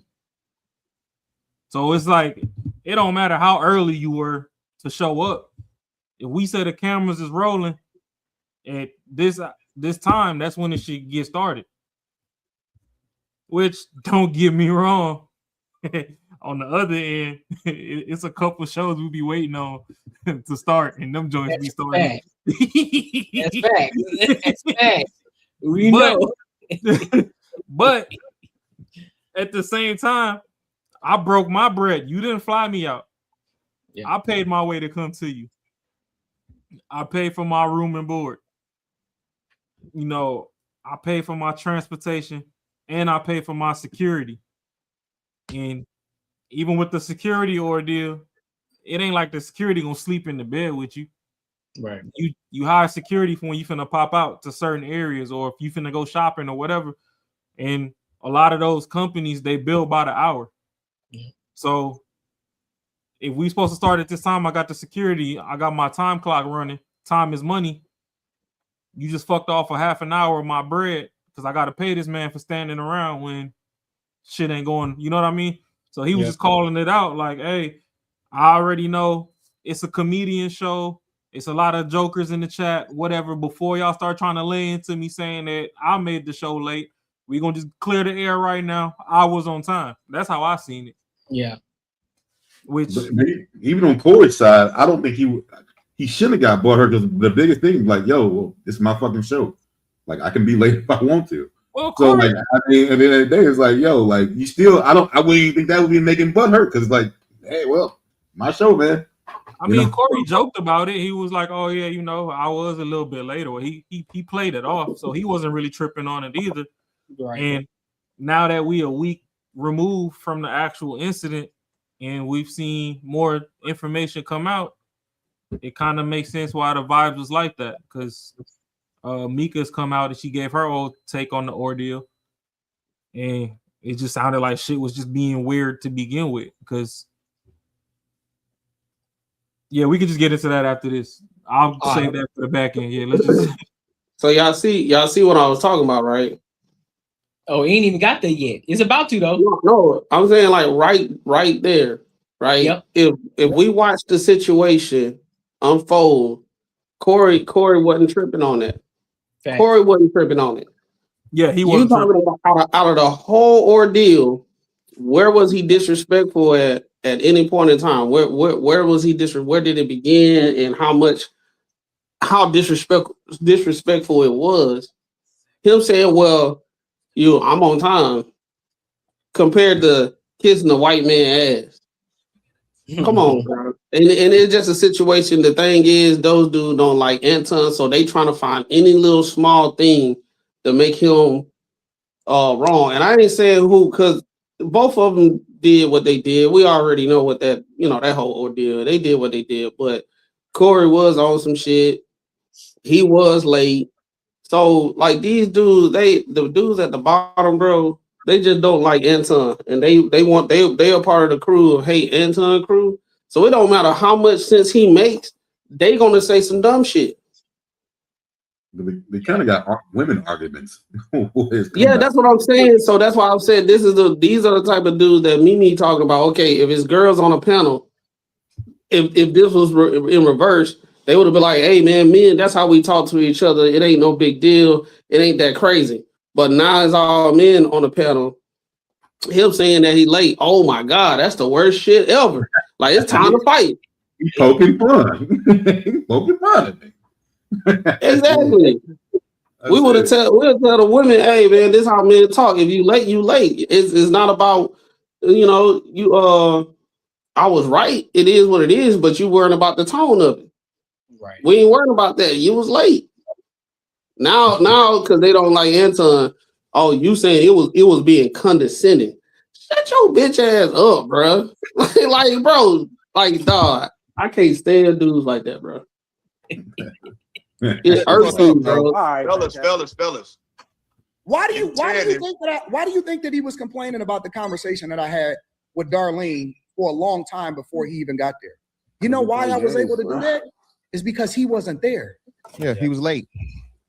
The reason why I was able to have so much conversation and get toured on the whole facility and find out who owned it and learn all about what it is that's going on and see how his production team worked and kick it with Darlene and get every single piece of information is because he wasn't there. That's not my fault. That's the you fault. So what are you trying to expose by doing that? No, I said, what did I do that was disrespectful prior to being told? Before we got to the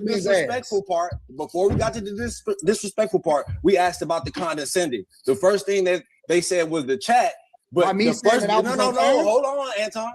The condescending thing you did, the very first thing you said was condescending, which was I was on time, which was something you could have discussed afterwards. But you came there with the identity that you were gonna win something. That's unfair. Listen. So he told me. Listen to what I'm. He already explained what he was trying to do. He already on the phone. He wanted this to be an explosive, volatile, and he wanted this to be emotional. He told me, listen. This is the honest to God truth. Can you prove that? No. Listen to what let him talk. Let him talk, y'all. Let him talk. Listen to what I'm about to say. Yeah. One of the things that he told me when I first got on the call is, I hope you don't record phone calls. I said, I said, what is that? I said, I don't record no phone calls. I said, you ain't never seen me drop no receipts on nobody's phone calls. He said, because, I want to set the stage of how things is going to go. First thing he started to do is he started to talk about all of the niggas that he didn't like. I'm not going to say that out loud because that ain't got nothing to do. That ain't important. The second thing that he said was what he wanted the show to be like. He knew it was going to be volatile. He knew it was going to be problems. He didn't want me to agree with him. And he wanted it to actually be some real fireworks in there. Okay. That's fine. Let me talk. Okay.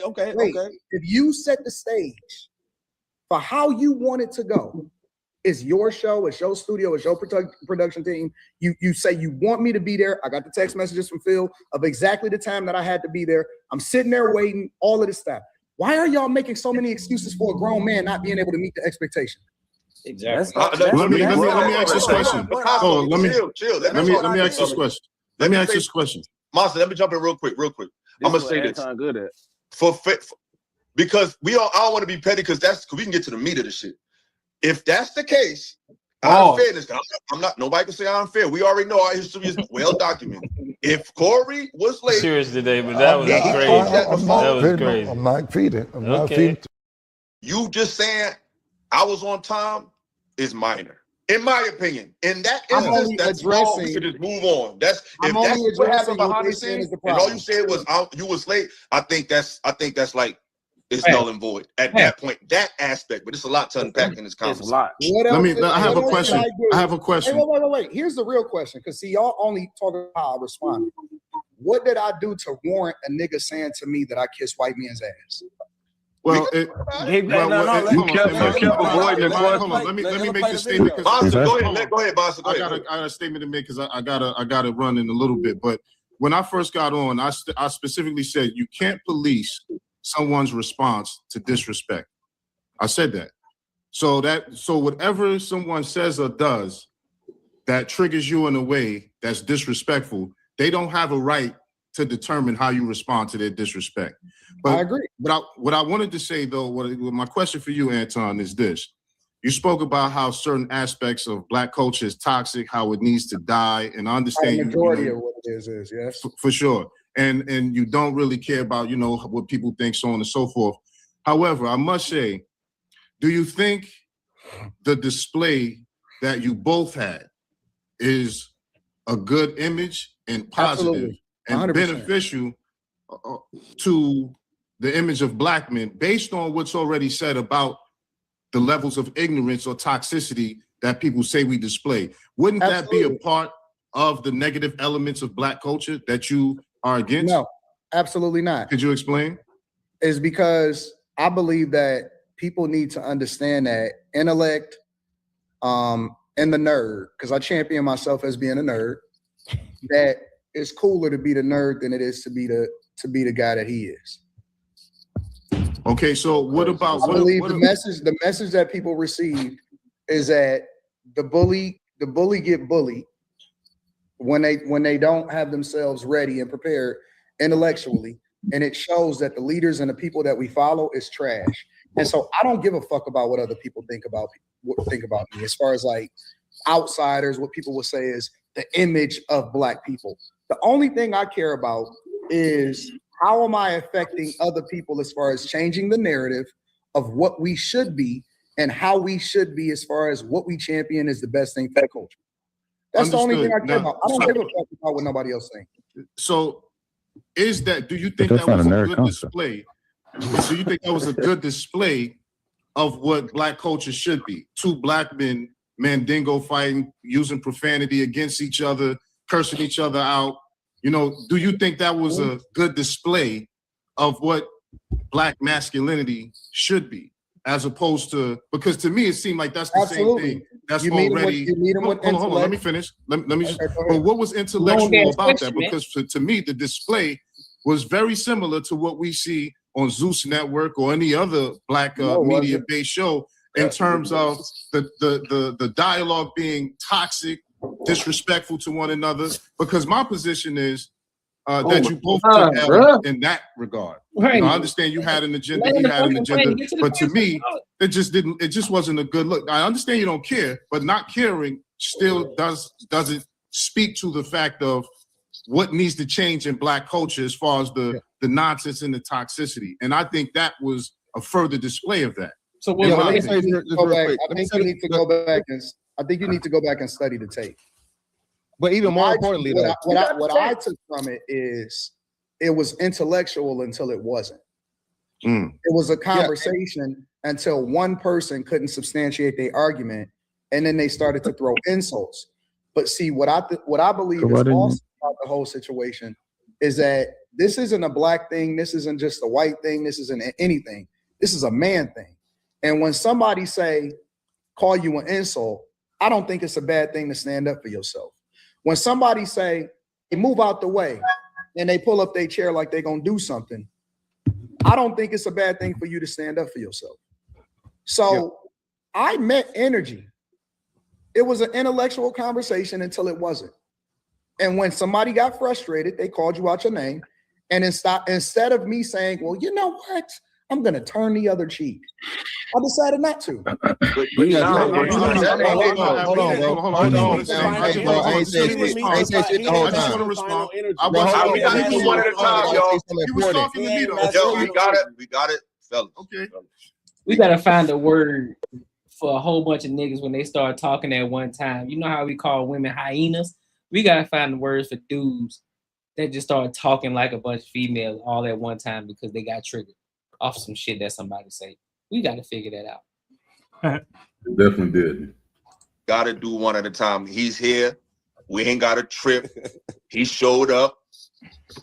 To my surprise, because I thought this was way too small for you, but you pulled up. So respect. So let's. Hey, I got one. Respect. You remember on Finding Nemo? Mine. The seagulls. Seagulls. We're gonna call them seagulls, bro. That's exactly what they did. We're gonna say niggas seagulling. They seagulling. Mine. Now I gotta get the I gotta go ahead and get the damn thing. Get the clip. Yeah, you gotta get the clip. Mine. Hey, look, deceit, and then that's the situation where us as men, when we be on these panels, we be trying to have a conversation and say the difference between men and women. They literally didn't listen to nothing he said. They was waiting till he got done just to respond. They couldn't wait. They did it all at one time. Only thing I will a little bit disagree with. I do agree with. I agree with Anton was saying about stand up for yourself, but he still could have answered a little bit more like truthfully. That's not a good look for Black people. That whole arguing shit wasn't a good look. He could have answered like I think that way, but what he said was correct. Like, yo, you got to stand up for yourself for sure. But the way that whole shit went down is not a good look, though. I disagree with that, bro. I don't think it was bad, bro. I really don't, because it could be a lot worse.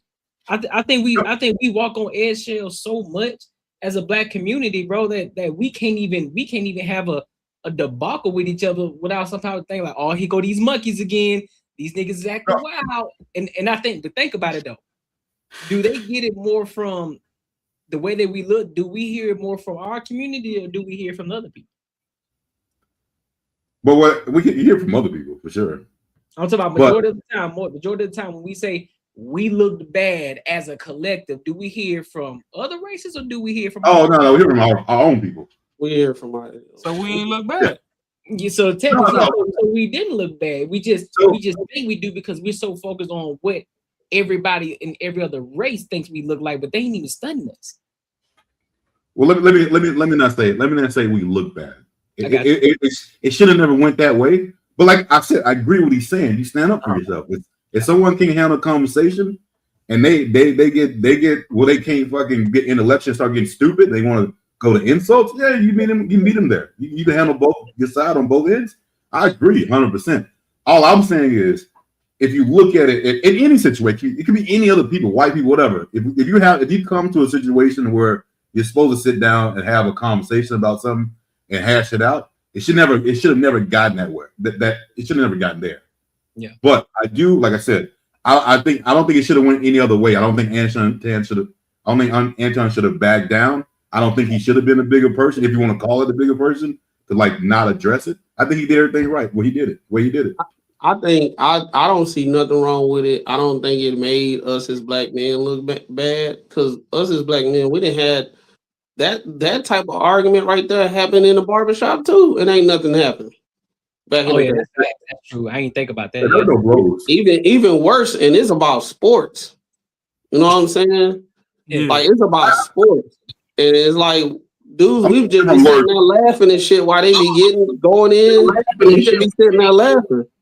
But I think what it is, it just right now is more of a internet thing, and then you had Anton fans, you had 5150 fans, and then you had people that's fans of both, and it was just entertainment at the end of the day, because as he said in the beginning, he said he wanted to be kind of like explosive and all that type of stuff. So he knew what type of thing he wanted. He wanted that.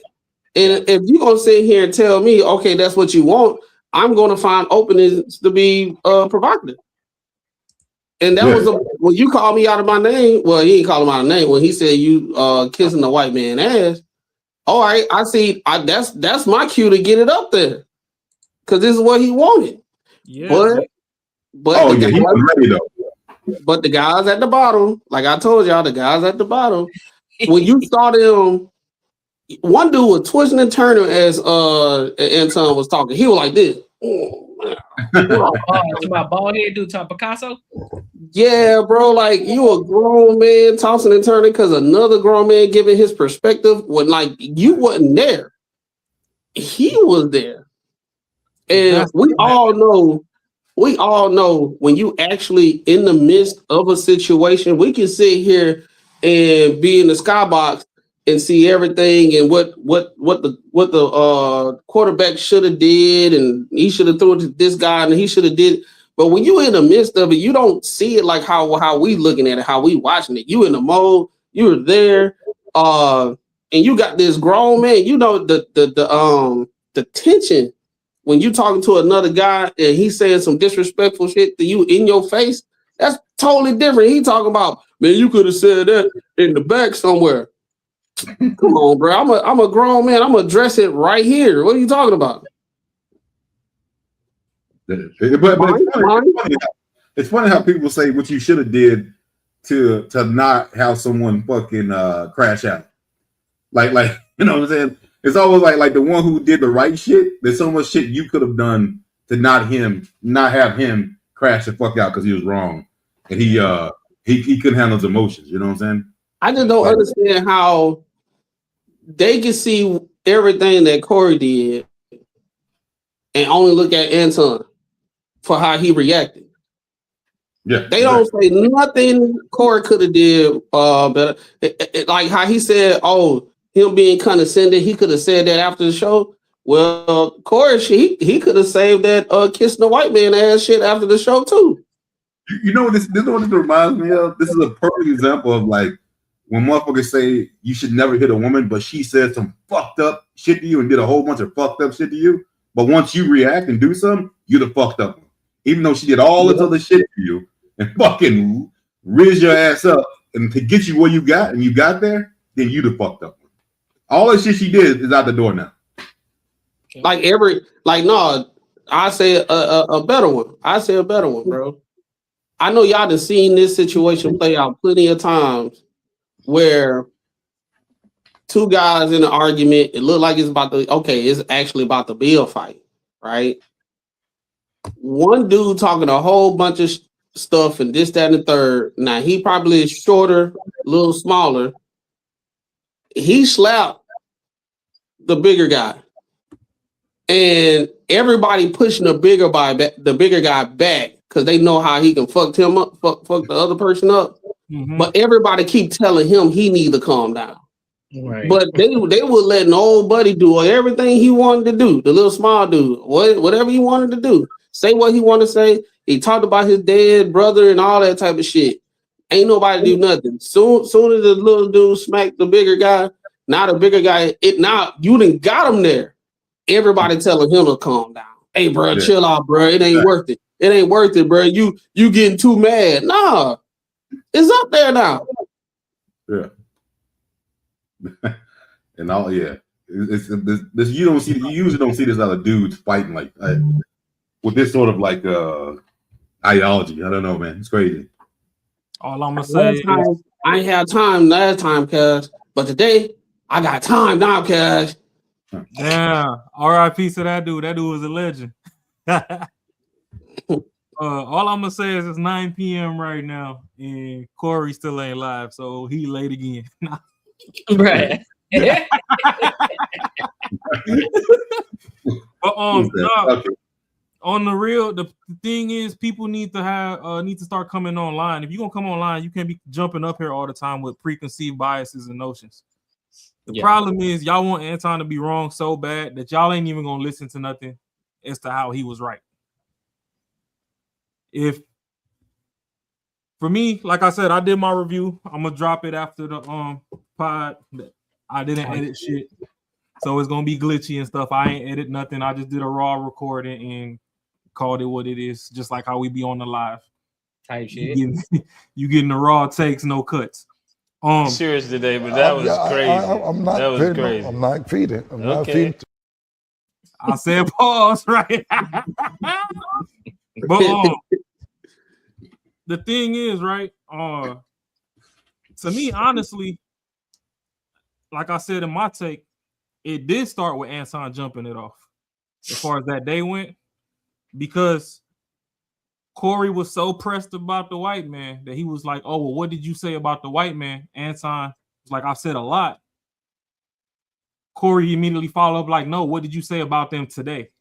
Mm-hmm. And that's when it kind of went left field. Because on the pod, up until that point, yeah, if you want to say there was a cape or whatever, it is what it is. But at the same time, it was a level of disrespect for you to be like, okay, no, being that you're not calling them out right now, that you're kissing their ass. That's still inviting somebody to privates. I'm from New York. You already know. Anything SMD is automatic friction off the rip. So I get where people coming from with that, but it was the same thing. If you said kiss my ass to the wrong person, you were still getting packed out. Pause. So so it was like, okay, you said something, you can't be mad that I leveled it up. If you gonna give, you got to be able to receive. Show that picture, brother. Serious today, but that was crazy. I'm not that was feeding. crazy. I'm not feeding. I'm not feeding. This nigga is going crazy right now. No, I'm saying like the picture of Corey when he was like, oh shit. He's like, no, you sucking the dick. You sucking the dick of everybody. He said, hold on now. Like, what? Oh yeah, he glitched. He hit a That's So Raven. He froze. That man froze real time. He's like, what did nigga say? He was like, sure. I think he was stunned. Should I say something? Yeah, you're like, what? Oh. But that's the problem. That's the problem. Once it was told that, hey, you said it first, so I escalated it. Then, for the sake of entertainment and conversation, Corey should have let it rock, knowing that that's not really what he was on. But for the sake of ego, the shit went to where it went to. But I ain't gonna cook too long because this clip is type long, so I'm gonna let it play some more because it do get a little bit juicier in a minute. All right, bet. Yo. Yeah, but he going crazy right now. God. He going. You said it was. Hold on. He said it was type long, and then he gonna wait because it's gonna get juicy, bro. Hey yo. Hey, yo, word to Bubba, Sean. You watch your mouth. You talking real spicy right now, Sean. Hey, we wilding right now. We're not gonna have a Corey versus Anton part 2 or Illa versus Anton part 2. We just talking about what we agree with and we don't, but we gotta be in our proper body and go one at a time. So the floor is gonna go to Picasso and then Fantastic. All right. I only got like a half hour because I got to get ready. No, you ain't. I got you. I got you. Right, cool. Okay, so you just said you came in you matched energy. I want to challenge you. You didn't match the final energy. I believe you saved yourself through optics by looking like you matched energy. How do you know? Because you didn't say it again.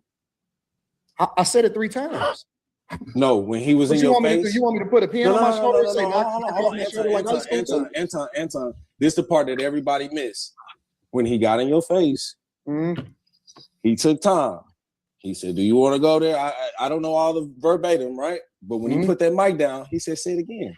Since you wanted to say, since you wanted to provoke that level of energy, you should have said it again since you wanted to match that energy. Going outside is not matching that energy. Saying it again is matching that energy, Anton. And that's what real men do. Listen, bro. If a man, hold on. Anton, let me finish my part. Because you only got 30 minutes. You only got 30 minutes. Look, if somebody comes to you in your face and said, hey, you said some shit from over there, but I'm in your face and I don't want to tear my shit up and I don't want to derail my brand. No. But guess what? A man gives another man a chance to pop some shit off if he really want to, because sucking the dick of black people is popping some shit off. But he came to your face and he said, say it again, brother. Say it again. Jesus Christ. So you gonna give me a chance to respond, or you just want to get it off? Bro. You ain't. We just matching energy until he wasn't. Hey, Fantastic. Chill out. Go ahead, Anton. You telling me to chill out, nigga? I'm the only one that's Hold on. We ain't gotta argue. Here's the thing. Here's where I'm from. It may be a little bit different than where you're from. Where I'm from, we don't have to go up to a person and say, we don't need nobody to put a battery in our back to do whatever it is that we feel. If we feel disrespected, we disrespect it. So it's either you're gonna do something or you don't. Here's the key. I'm not there to fight. I'm not there to be a tough guy.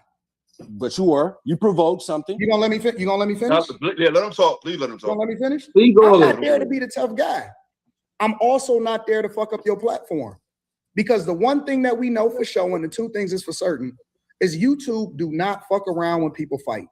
Okay. They don't fuck around with porn and they don't fuck around with fighting. They will demonetize you, they will remove you, and your platform will be completely gone. That's just the facts. So what I told him is that, listen, I'm gonna respect your platform. That's what I said, word for word. I said, I'm gonna respect your platform. In the midst of all, when he said it again, I said, nah, listen, I said, man, I don't give a fuck about none of that shit. You ain't tough. I don't think you're gonna do nothing, but I'm gonna respect your platform. That's what I said out of my mouth, verbatim. Okay, and I said, all right, listen. The minute you gotta let Fantastic get in there. He ain't gonna be here that long. Okay. The minute that he put the microphone down, I said, because apparently to me, that means it ain't no more talking. All right, well, we can go outside with this shit. Oh man, come on. That's exactly. Let him speak his speech. Fantastic jump in there. And then I want to talk to you before you leave. Let me go out to Fantastic. Yeah, bro. Come on, bro. Right. So, Fantastic, go ahead. Yeah, so first and foremost, y'all are only assessing this in the moment. This is Corey's brand, okay? Corey disrespects black people all the time, specifically black people 99% of the time, okay? So if and when he goes there and Anton's giving you some behind-the-scenes shit where he said, hey, bro, hey, it's going to be smoke, it's going to be whatever. And again, he's going there with content. It's not Anton. We already said this. Anton is away. He don't have no home court advantage. He's in the belly of the beast. He's in the fucking lion's den. And then you start saying some wild shit. The whole point of Corey, y'all saying Corey won or he and what? No, Corey didn't win anything. Corey's whole point was to punk Anton from jump.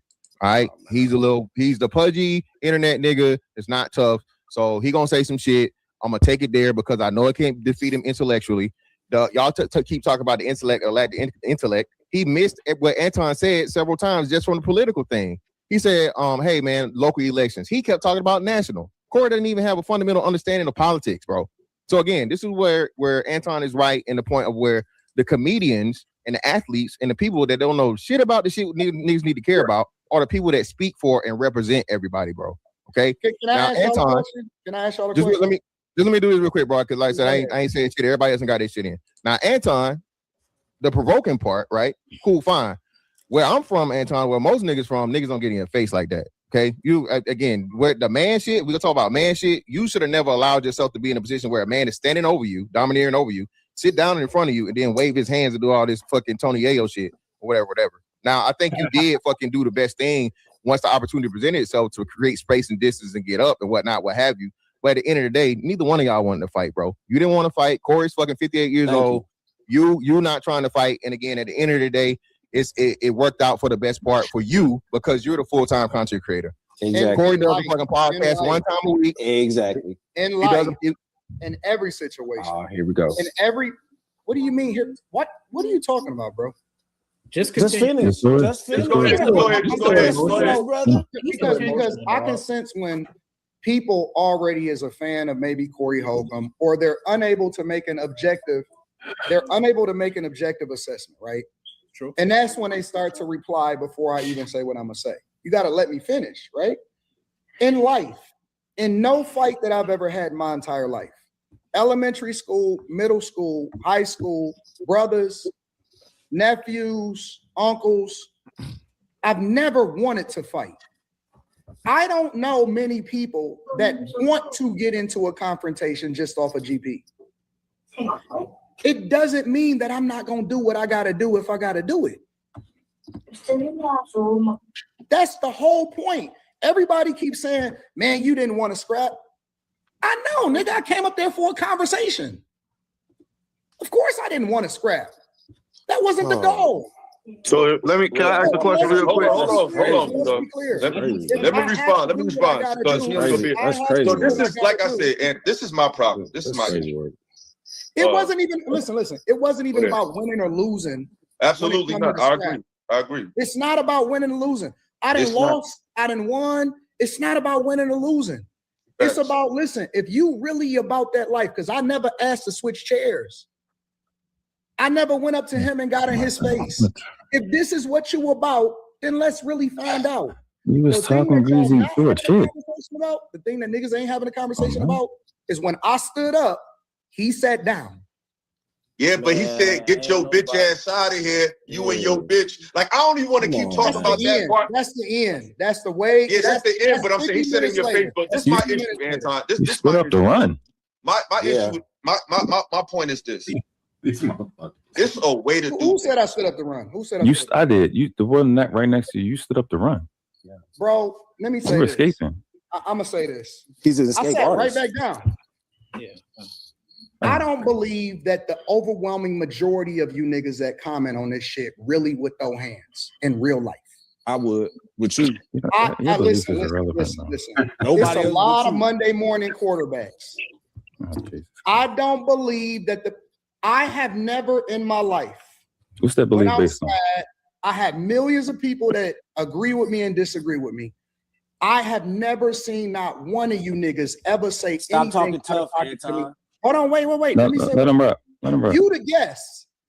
Y'all talking about me. So let me get my shit off because ain't nobody coming to hear about you. I have never ran into any one of you niggas in real life and ever heard none of y'all niggas say that y'all had a problem and that y'all wanted to throw hands. So let's be clear. Stop that tough guy. You can't run. Everybody stop that tough guy shit, bro. Stop the tough guy shit. Well, you would Anton, never even be able to get close. Oh, that's the world class dude who was in the live stream Saturday, huh? And Dan Shelley, hey, guys, hold on. Is that Buddy? Yeah, that's him. Hey, that's the dude I said he a lame like 3 times. Yeah. And it was on the topic. I said it 3 times. What now? Because he was talking about that he got he ain't said it. Anton ain't say it again. I'm like, how many times somebody got to call you something? Oh, he got to call you 4 times. Okay, I got it. Now he got to call you something 4 times for you to get busy. That's crazy. So I called him a lame 4 times. And I said, okay, I did it. What now? And he was like, who are you? Yeah. Hey, Cool. while we're here on some petty shit, it is 9:15. It's still not live. Bro, for real? Well, I've been trying to see because I got room 9 on. I'm waiting to see if AD drop off to maybe like, you know, to pop on with him. Yeah, just go pop in over there for like 20-30 minutes. I don't think Intel gonna do it because Intel said he don't do nothing unless it's in person. He don't do internet no more. So unless he all the way there again, I don't believe he gonna do it. I mean, that's true too, but My thing is, this whole thing makes sense because this is where the degenerate behavior comes in. One of the things that martial artists always talks about: remove yourself from the situation. Just because you know how to fight, that doesn't mean you necessarily have to. Do everything you possibly can to de-escalate the situation. The only time that you should be able to use your hands and actually fight is when you have to actually defend yourself. Yeah, that's combat 1-on-1. Exactly. So all of these niggas up here talking about, oh, I'm ready to fight you, I'm ready to fight you. Half these niggas don't even know how to throw hands in the first fucking place. Niggas be doing out, niggas up here fighting like this and type shit. Like, nigga, who the fuck fights like this, my G? You feel me? So they gotta cut this shit out. Yeah. Oh, buddy, that squirming in the chair definitely don't know how to fight. Every time Intel start talking, Folks don't know the art of de-escalation, and if that's Picasso of the South, then I know his painting is doo-doo. Because that boy twitching like he got Tourette's. But another thing that we do need to stop doing is this whole CPT bullshit that we be on, colored people time. That shit gotta die. I agree. I mean, look at it over here. When Courtney said a show starting at 7:05, it starts at 7:05. When it starts at 9:05, it starts at 9:05. Yeah. If there's any adjustment to the calendar, it might be a 3 o'clock, whatever. I mean, adjust for your time zone. But when he says it's gonna start, it starts at that time, whether everybody's ready or not. It's still a business at day's end. So when you got people waiting, expecting you at 9 o'clock and you not there. See, one thing that I liked about Kevin Samuels is he had his time where he'd go live, and if he wasn't there, he at least had the background shit running to where everybody could have still assembled in the chat and whatnot until he cuts the camera on. But at least when you showed there, you were able to walk into the lobby. Yeah. When you tell somebody that you got a time for something and they pull up and you're not there when you're supposed to be there, that's the equivalent of going to a business at 10:30 in the morning when it's literally written on the door that they open at 10 and the door is locked. Yep. Like, I don't give a fuck what y'all got going on in there. This door needs to be open. This is y'all business hours. Yep. So we need to start taking stuff more seriously. Like, it don't matter. I get it. Life does happen to people and yada, yada, yada. But if we're going to be entrepreneurs, we need to be on time, because everybody be preaching support black business and all that. This is a part of the black business that makes it hard to support sometimes. You want to go get a haircut, the barber talking about, oh, my bad, I was dropping off my man. Fuck them kids, bro. You said my appointment was at this time. I had shit lined up too. Like, you know what I mean? The Metro bus can't be late.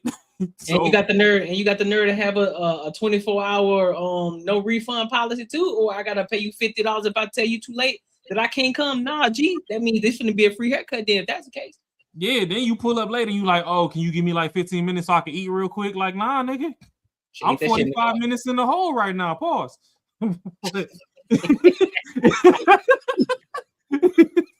You fucking up my schedule.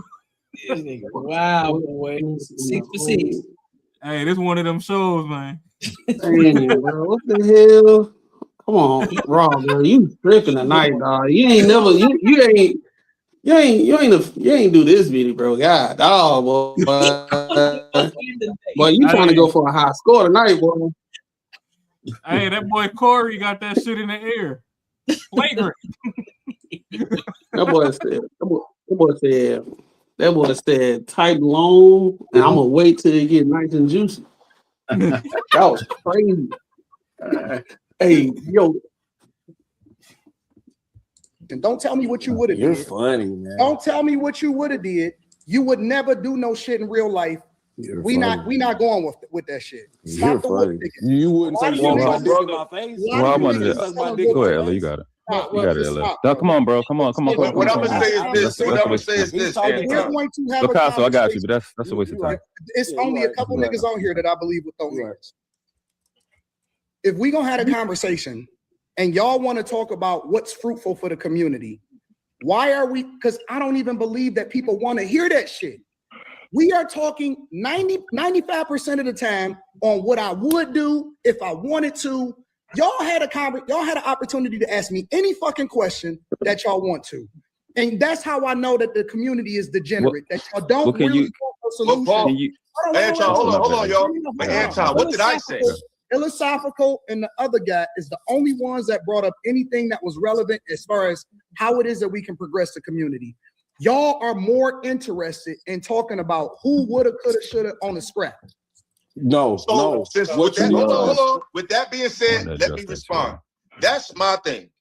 Because I'm not no super tough guy, but if we was around each other when that shit happened, bro, it would have went left. But that was 3 years ago. Probably. That's 3 years ago. I think that you and maybe Mr. Fantastic tops. But when it comes, but my issue with that's disrespectful right there. Exactly. You know what I'm saying? That's disrespectful right there. Hey, bro. You don't know nobody on here. Honestly, he's great. Let Ella rock. This is greatness in order for you to grow in this space. I'm talking about on some consecration shit. You got to get control of the emotions of the men that you have on your panel, bro. That's not an emotion. Because they don't even know how to respectfully, Anton, I see a lot worse. Didn't you run Fight Club? Than I see on my shit, bro. You just made a hold on, please, everybody. On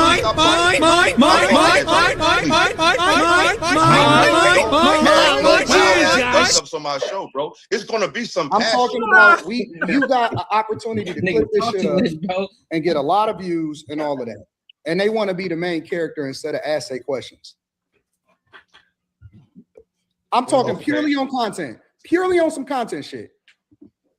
And that's my problem, Anton. I'm not all the way into that mindset because my thing is, not saying you're wrong, but my thing is, I try to have organic conversations, not just online conversations. And in real life, things get testy. In real life, sometimes I just don't let nobody get disrespected. I'm not letting nobody get called a bitch or a hoe.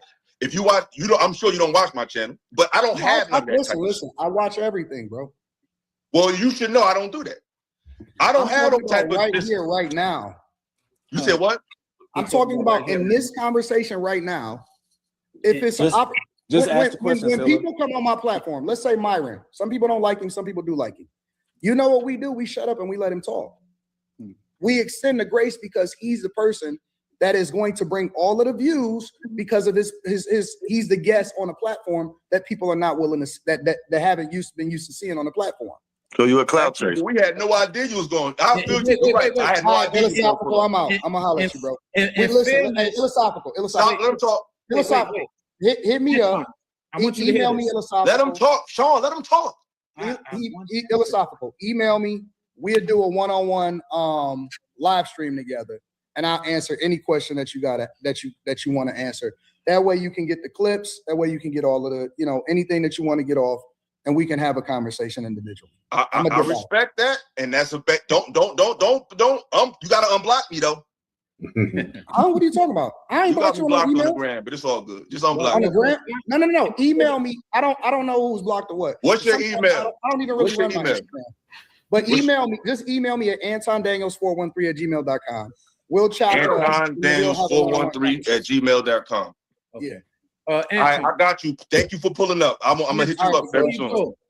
Anton, before you go, can I just make this point? Yeah, what's up, Sean? You made very valid points, and I come from the background of the entertainment industry. And I'm gonna pause it right there. Any thoughts on this? Because I want to play this other video that Rob brought up. This is just comic. This is comic relief that I brought up. but any thoughts on this situation before we go to it? Nah, Same old, bro. They just up there. They don't like Anton, so they trying to nitpick every little small thing that he could have did.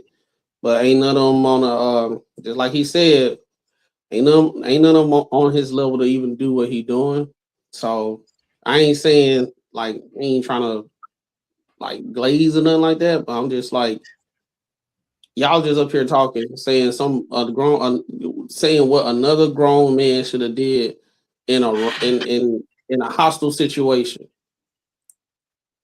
Like us as men, we supposed to sit back and be like, yeah, it could have went left, but both of them they was saying they shit, and it is what it is. Nah, we gotta show how much of a bitch somebody was. Yeah, nah. Go ahead, Marcus. Yeah, that was quick. Yeah, that I mean, it just reminded me of just like that one we reviewed with Aisha when what's his name came on the panel, like when she went on when he asked like hey, like you bored or what are you asking, and she fucking pretty much ruined the whole goddamn thing. It's almost like the same thing. I think Philosophical lost.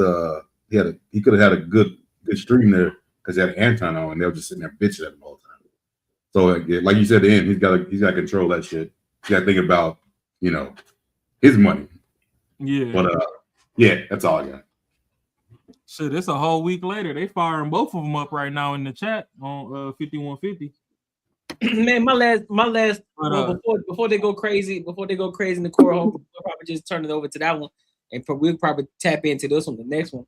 But at the end of the day, a lot of these cats, they're displaying exactly what people talk about already, the degenerate behavior that Anton always talk about. Well, my thing is shout out to Illa, you know what I'm saying? Because he was doing his thing, you know what I'm saying? He wasn't trying to tag no, he was just being the host or whatever the case may be. And I think if he started looking at it from the business side of things and understanding how to operate and market himself more effectively, his channel is gonna blow the fuck up. It's gonna be dope.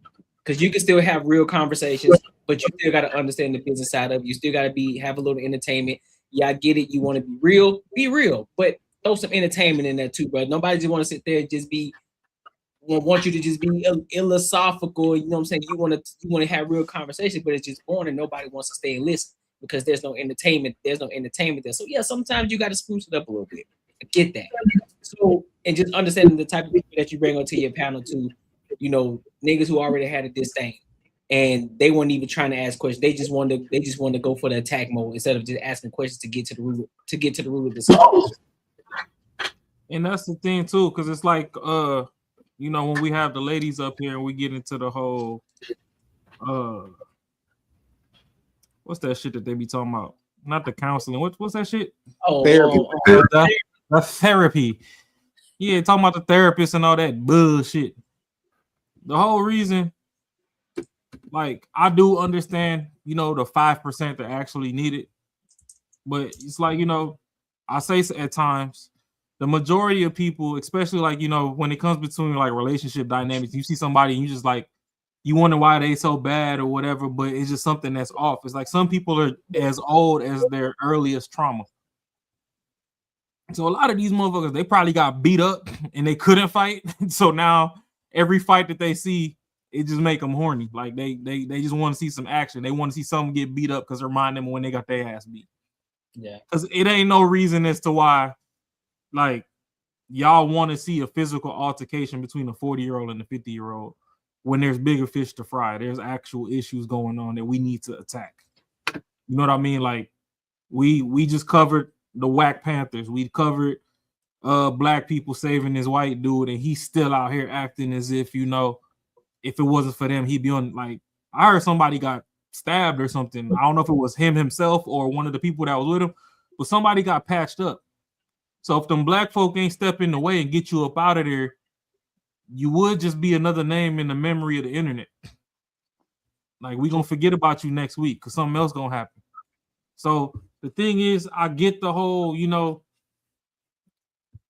we get excited over violence and we want this and that, or this person been dogging you so long because you can't match his work ethic, you can't match his bank account, you can't do this, you can't do that, you can't be a positive influence on your neighborhood and your community or whatever. So you just want to see them get beat up or whatever. That's cool and all.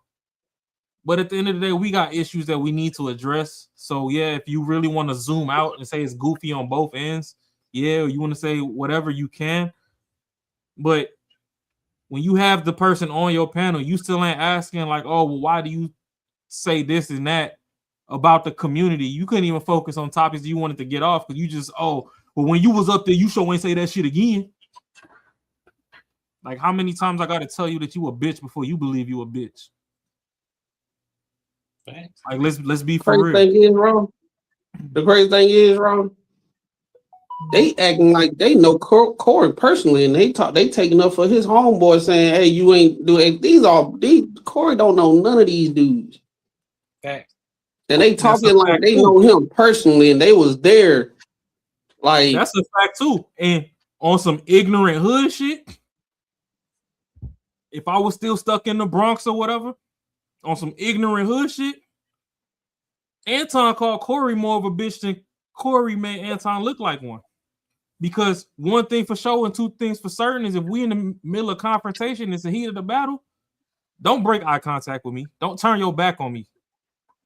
Off body language alone, Anton stood up, was comfortable enough to turn. I don't give a fuck if y'all want to say there was security there or whatever, because even Corey over there crying about security, this shit is stupid to me because at the end of the day, if you really wanted to do something, it's a video circulating online right now where a girl knocked another girl out. If you will look at the full clip of that knockout, the cops was right there behind her. They watched the entire thing. She slept. "Yo, got punch." I'm talking about One Punch Man slept shorty, and the cops was right there. So security is not an excuse. This man flew from his city to your studio. You have your employees and stuff there. So just off GP, you rolling more deep than he is, security or not. It'll look real bad if security shoots you in your studio. So I doubt that if he was armed, he gonna shoot you. Best case scenario is he gonna try and break y'all up. But Anton was in the Lions Den. Y'all, I mean, we seen Craig pulled up. Craig said he blocked off the drive and hopped the fence and came off in there. So, you know, at the end of the day, he could have got jumped in that situation. He took the high road and left, and then y'all like, oh, well, this, that, and the third. All because y'all want to see some combat. Like, y'all can't fight y'all damn self. I know it's 4 or 5 people that got y'all fucked up on a daily basis. Y'all ain't slapped the dude at Circle K for counting your chains wrong. So why are we looking for violence here? So honestly, the thing is, until we can fix the community, get rid of some of the, well, not get rid of, but get rid of, well, I guess you could say get rid of the root cause of creating single moms and all this other stuff. Like, we got bigger fish to fry. Get some unity back in the community and all that. Until we get some of them bigger issues at bay, all this fighting shit is goofy as fuck. Because, okay, they fight, they don't fight, whatever. Trump's still the president. Y'all not finna change that. Obama ain't give y'all shit. Y'all not finna change that. Michelle acting delusional on her podcast. Y'all ain't gonna change that. Kamala not black. That's still a fucking tether. Y'all ain't gonna change that. The real issues at hand, y'all ain't changing. Y'all just want to see somebody get beat up because y'all know that y'all don't even aspire to be half as great as this person is. And that's stupid to me. Both of those gentlemen are great people. They done put in their time to get to where they at. They done got their bread. They got people that they got to take care of. At no point in time should either one of them be fighting, because not only do they depend on themselves, there's people that clock in every day that depend on them. So it's goofy for both of them to even risk that shit. And that's all I really got on that situation. But we can get into this comic relief real quick.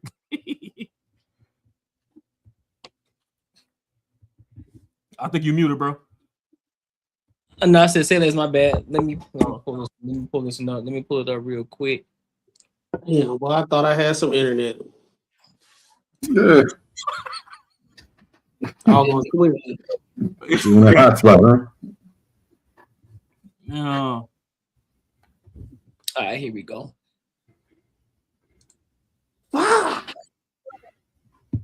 It is 25 minutes long. I ain't gonna do it that long because, child, I got nails to get done.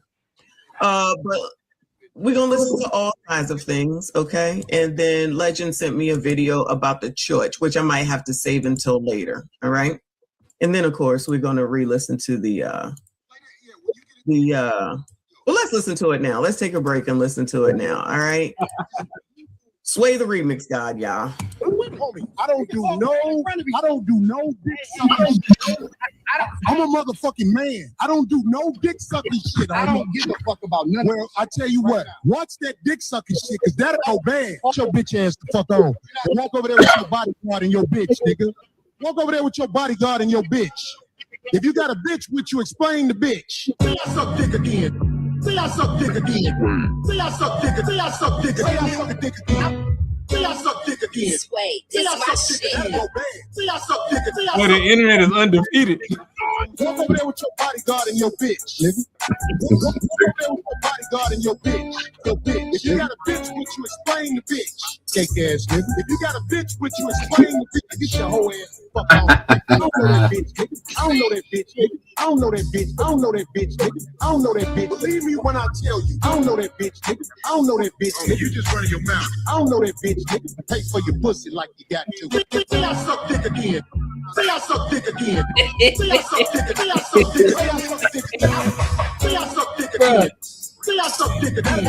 Say I suck dick again. Say I suck dick again. I'm a motherfucking man. Bruh, hell nah, boy. Hey, hey, it's funny because if you played a little bit longer, he'd be like, "Get out the way, Darlene." That shit had me rolling, bro. Darlene, get out the way. They going wild. Hey, the internet is undefeated. Unfucking defeated. Again. What in the hell? Man, make sure y'all like, comment, and subscribe for the algorithm, and make sure you hit the bell notification. Let's go ahead and go over here to this. Let's go to this Cenat situation, bro.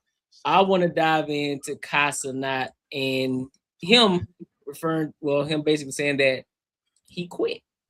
So we're gonna watch this video, and then we're gonna give our thoughts. So let's rock out. Here we go. No, we don't want that one. Here we go. Broad perspective of what their life has been, I believe that there is more to this world that is much greater than myself. The energy and passion to want to do more and create is within me. That is why I quit. I quit thinking in my head of the goals I want to achieve and not pursuing them because I'm primarily known for one thing and super scared to step out that box and try new things. I quit overthinking. I quit staying in my head about if the goals I pursue are going to work or not. I want to push limits to see how much I truly can create in life.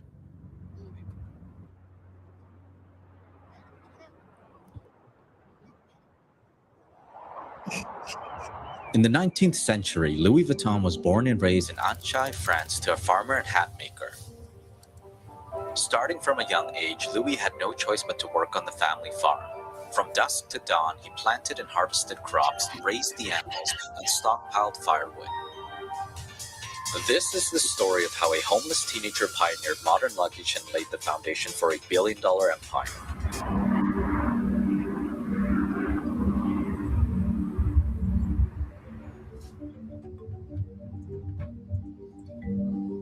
Alicio! Of what we were deciding.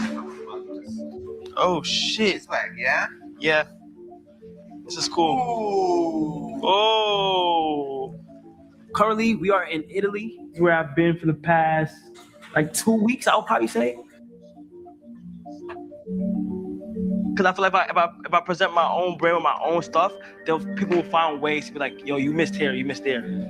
Because often when you meet the person that got their brand, you can pick out, you'll be like, since it's on the come up, you'll be like, it's cool, but you missed here and Is that there. a Coogee? But once it's Louis Valenci, you feel like that's the official. You can't tell anything about it. Oh shit! See? Let me try. Bro, it's tough, man. It's hard? Yeah, because this is new and the grip between this, yeah, it's better. We can change this because this is new. Yeah, like right over. So you can grab it down, bro. Don't try this at home. Like,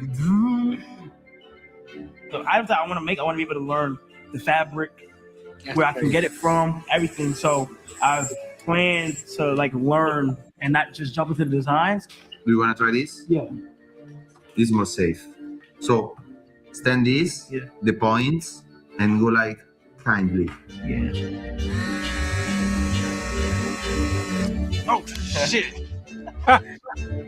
That's just scary as fuck. I went to Japan. My love for clothes kind of enhanced after that. Got inspired by what they were wearing, got inspired by the outfits I have put on myself. It's been falling in love with clothes, bags, accessories. A lot of the times I am boxed into this box of being a streamer. So it's one of the first times where I'm going to display something outside of my primary category. The reason why I kind of want to learn it is because I want to have like an attachment to my clothes.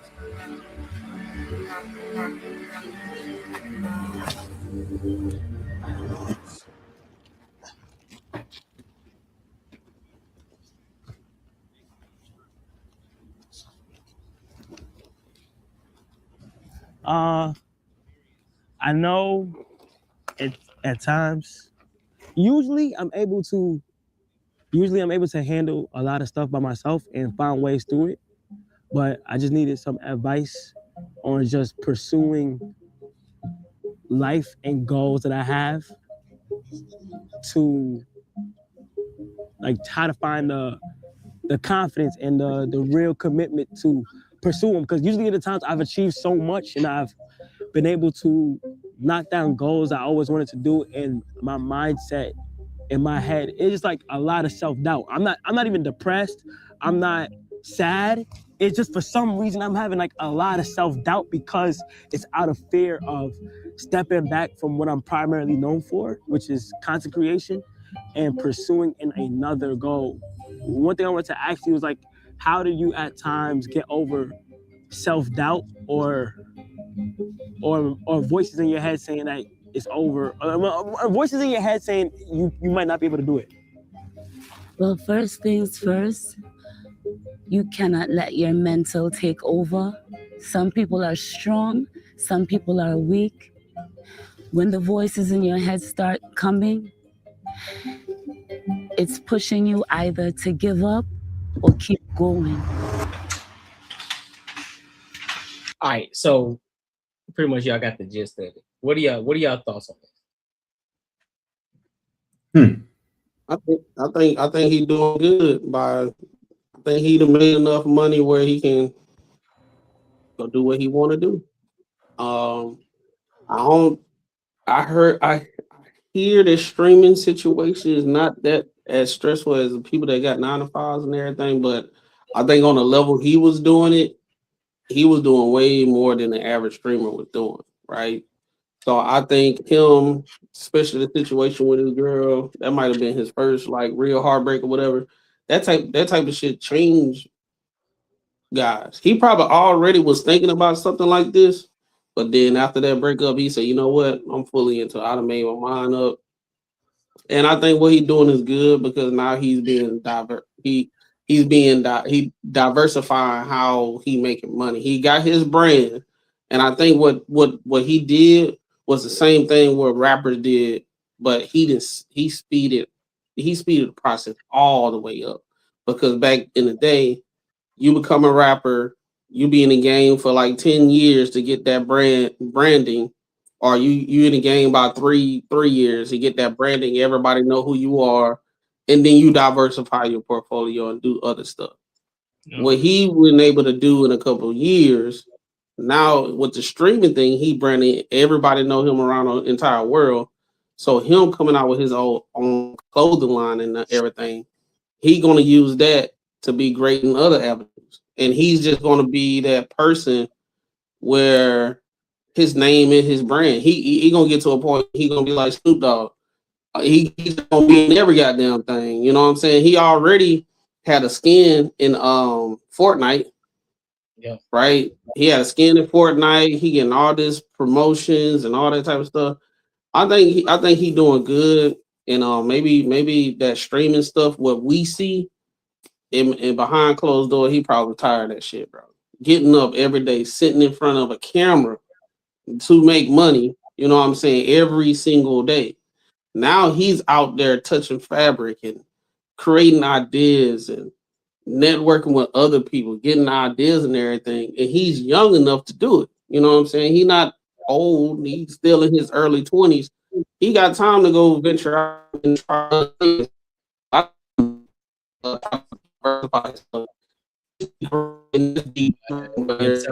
Nigga sound like R2D2 over here, boy. R2D2 over there, man.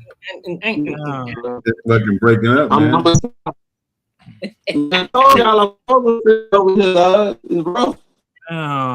Until your boy get back, I don't. I mean, I got a little different take on it. I think since he's good at that, what he's doing. I mean, I guarantee you. I forgot he was the one that went to that breakup. I guarantee you, his girl told him the reason they probably couldn't be together because he was so damn busy. Probably because he was doing like all the streaming shit. So I'm pretty sure that had some shit to do with it. But fucking, I don't know, man. I mean, I think he's so young. I think he can dibble dabble in this clothing like field. I think he can do them both. I don't know. I mean, I just think if he's that popular, he's making that kind of money. I just don't think that's something you should give up completely. I think you might can venture out to see how the shit works. But honestly, man, I mean, since he knows that's working, I would just hire a team to get in that clothing industry, get someone to I'll be the face, see how that shit works out. If it is working out well, again, if he wants to transfer all the way over, then do it. But I mean, I don't know. I just think like if something's working, man, you probably just shouldn't just give it up. But in his case, it might work out well. I don't know. Yeah, so for me, the beauty of being an entrepreneur is you literally build the world from scratch.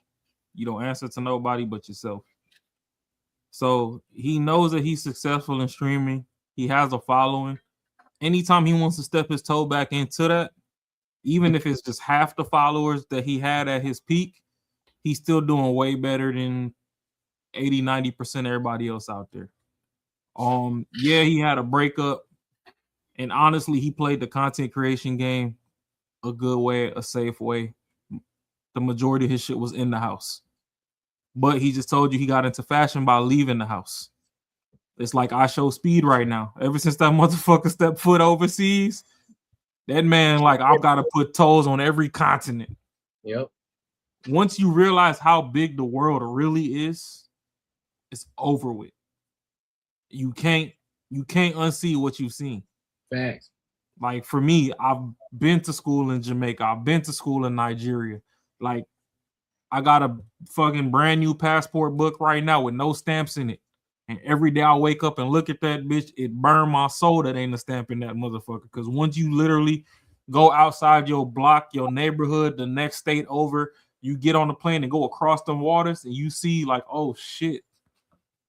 Especially when you go overseas and you actually get off the plantations over there. Because a lot of those resorts and shit, that's the plantation. That's what they want you to see. When you venture off into town and you rub shoulders with the actual people, and you like, oh, hold on. They told me y'all was starving over here. Y'all look like y'all doing great. And y'all love me too. Like, let's just take the black experience, for example. We just talked about us versus cops. Okay, over here, it's real frictional. You go overseas, for the most part, a lot of them, you can ask them for directions and shit. They'll damn near put you in the car and drive you there. You ain't even got to pay for a cab no more. They're like, shit, we'll take you. You know what I mean? Yeah. Like, when you see humanity on a larger scale versus what's being force-fed to you, respective of wherever you are, it creates a burning desire to have more. It's almost like doing drugs. Like, not to really compare it to tweakers and shit, but you get 1, 2, 3 good international experiences, you start fiending for that shit. So hey, he He likes fashion because he went to Japan and all that.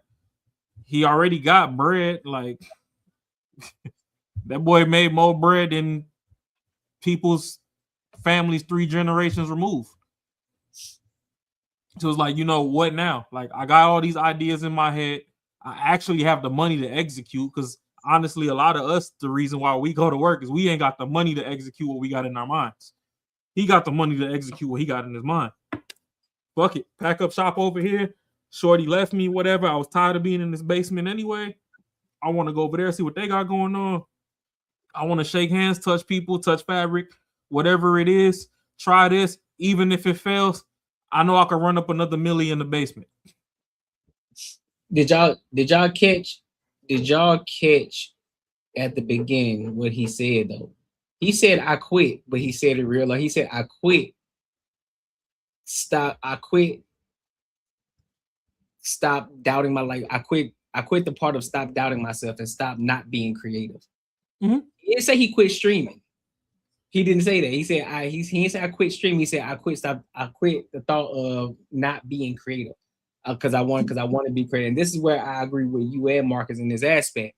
I agree with the aspect. Look, listen, you'll never leave the thing that got you there. And I agree with that 110%. You know what I'm saying? And this is the thing. I don't think he's gonna leave streaming. I do think that he's gonna use streaming to push his shit that he's gonna be out here creating. His merch that he's gonna be creating, his designs and shit. And so this is why I agree with Raw. You gotta touch some grass outside of where you're from. And I'm big on touching every part of the state in the US first because this is where you're from. Because every state is different, so there's different experiences that you're gonna experience. But then when you touch overseas, because I had the luxury to see Germany, be in Frankfurt, Germany, be in Nuremberg. That boy was a celebrity. You feel me? Like to be over there, bro. To be over there in in Iraq and shit and Kuwait and all that, and just seeing and be actually in the city and shit and actually see it. And it's like, dog, these niggas over here, this shit different. Like it's crazy. And you're right, especially when it comes to the black experience, especially in Germany. They love you. That's all I'm gonna say. Hey, they love you. You feel me? And so being able to go and experience that, and you're right, when you start to see how other people are living, you start to experience other things, especially, one of my biggest things is I was able to experience people who had the big fucking houses, the motherfuckers who had money. So that just put me in a different mindset of like, hey, bro, these niggas is paid out here. I want to live like that. I want that lifestyle. Look how they moving. I want that shit. And even in Arizona, seeing motherfuckers who live out this on a daily basis, like, bro, I need that lifestyle. Fuck that. Fam, when I was a kid, I went to Nigeria in high school. I think I first went over there in like 2005. First of all, being from the hood, I was freaked out. So yeah, I was a little freaking nigga. I got off the plane. It was the first time I see some butt cheeks hit a double jump. I'm talking about one step, the booty jump twice. I was like, ooh, I'm home. Like these motherfuckers is thick, non-GMO. This is all muscle. This is ass. Hold on. My bad to cut you off. Let's respond to this. Nobody's envying anybody's life. We're celebrating people's lives and telling people to get out there. So we're supporting it. We're not envying anybody. That's so you probably just got in here late. So I'll give you grace. It's not envy. I don't know why my shit be glitching on the damn stream, but whatever. I'm gonna just act like I ain't see it. It's not envy. It's literally you don't know what you know until you know it. Facts. CNN, you got United Way over here. They've been pimping y'all since forever. They call the same way Corey be on his stream talking about sucker ass sucker. That's how they think that y'all are some suckers because they telling y'all $1 a day can feed these people.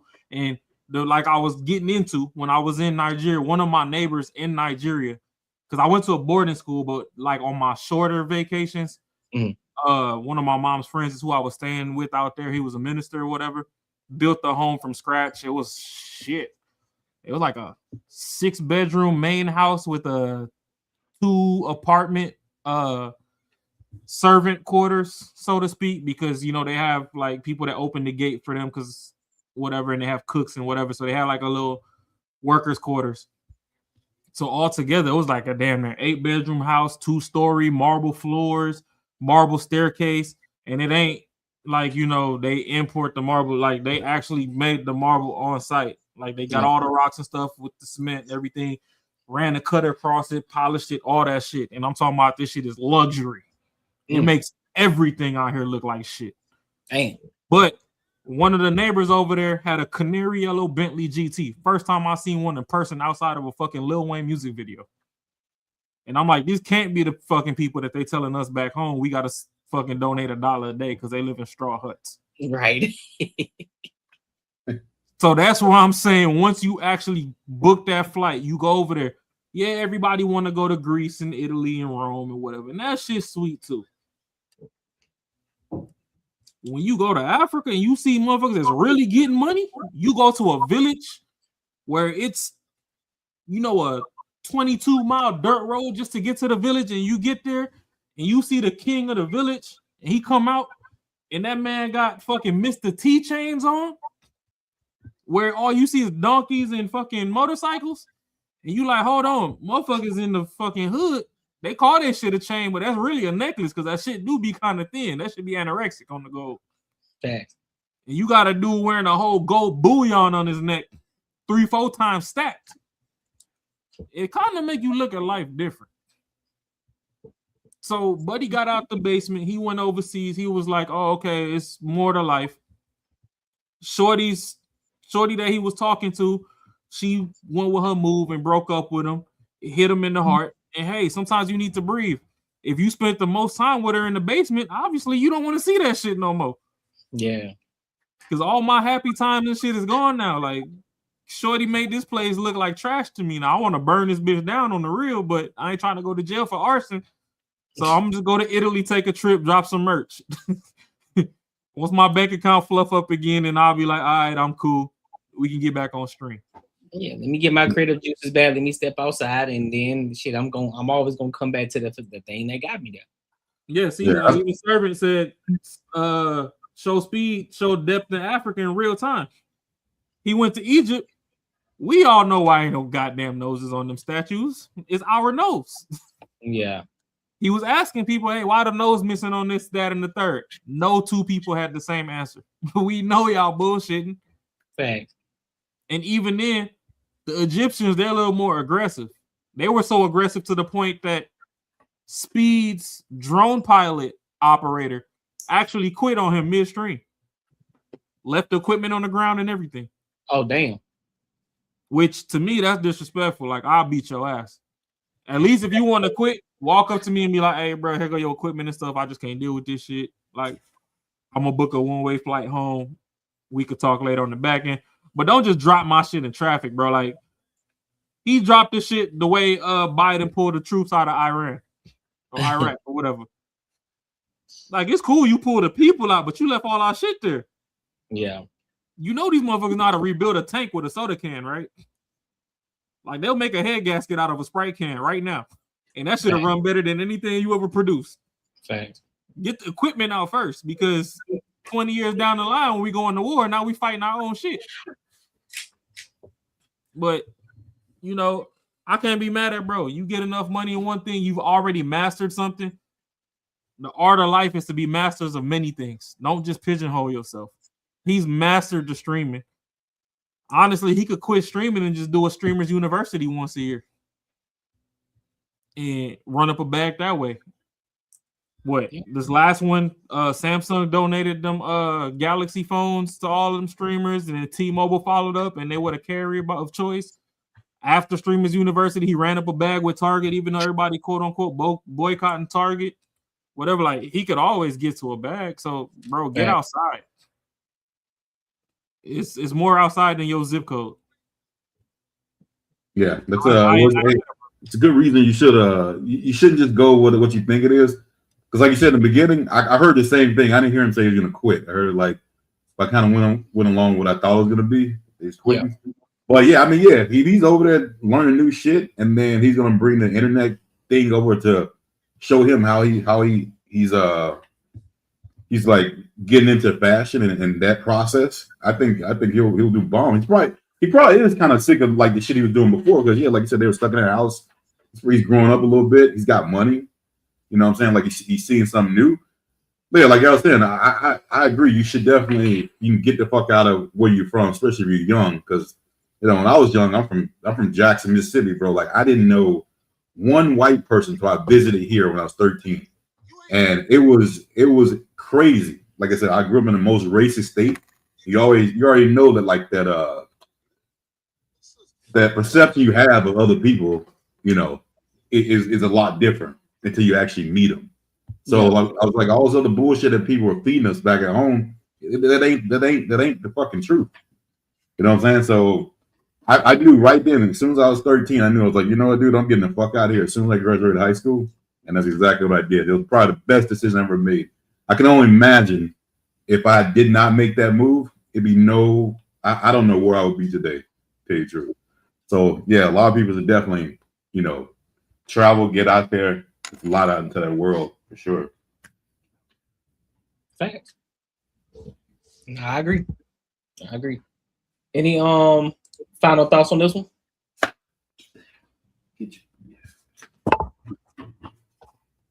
Nothing else on it? Nah, I ain't got no final thoughts on it for real. My fault. I was distracted. It's some greasy shit going on right now. My fault. Oh, don't worry. Yeah, we're gonna get to it on the back end of the live pause. Yeah, like as far as this situation goes, that is a young man. A lot of us regular normie 9-to-5 people. I mean, we not gonna be in the 9-to-5 rat race too much longer. We finna run this channel up and we finna get our own channels going as well. And we gonna have our sponsorships and stuff, and it's gonna take us far. But until then, that is a young man doing things that most people can't do till they hit their 50s and 60s, and a lot of their early year investments start taking off to where they can now start taking risks, of which, being that they're on the back end of life, a lot of them are actually risk adverse. So even if they do have ideas, they're a lot more hesitant to take the risk needed to execute on their ideas. So I'm actually proud of bro for running up a bag in his youth, being able to put a pause on what he got going on to chase other ideas and ventures that he has in his mind, because honestly, you can't finish something if you don't start. And you also can't start unless you have capital with a lot of ideas that people have. He has the capital, he ran it up. And honestly, there's a few things in life that make you grind hard. Heartbreak is one of them. So I don't necessarily see him failing, because hey, once you lose your bitch, ain't nothing else stopping you. It's like once you lose your shorty, it's like, hey, the world wide open. Like I don't care about nothing else right now. You could take a crash out mentality towards whatever your ideas is. And I mean, if you at least apply yourself 80%, you guaranteed to win in some way, shape, or form. It might not be to the magnitude that you had your sight set on, but hey, even if you miss the moon and you land amongst the stars, you still made it to outer space. So I'm proud of bro. That's all I can say really to close out. Cool. Marcus, you got anything? No, that was it. That's it, man. All good, bro. Well, listen, y'all. Tonight was dope. Appreciate y'all for coming to kick it with us. Make sure you like, comment, and subscribe for the algorithm, and make sure you hit the bell notification. And definitely make sure you tap into the Patreon. That's where we're growing. That's where we're building the community over there. All right. The link is in the description as well as pinned in the comments as well. Hey, Courtney. What up? This boy Corey Holcomb put on a masterclass. You're gonna have to react to that shit tomorrow, bro. Oh, I'm listening to it. I'm finna try to listen to it right now. Yeah, it's wild. All right, my good people. And until next time, we'll holler.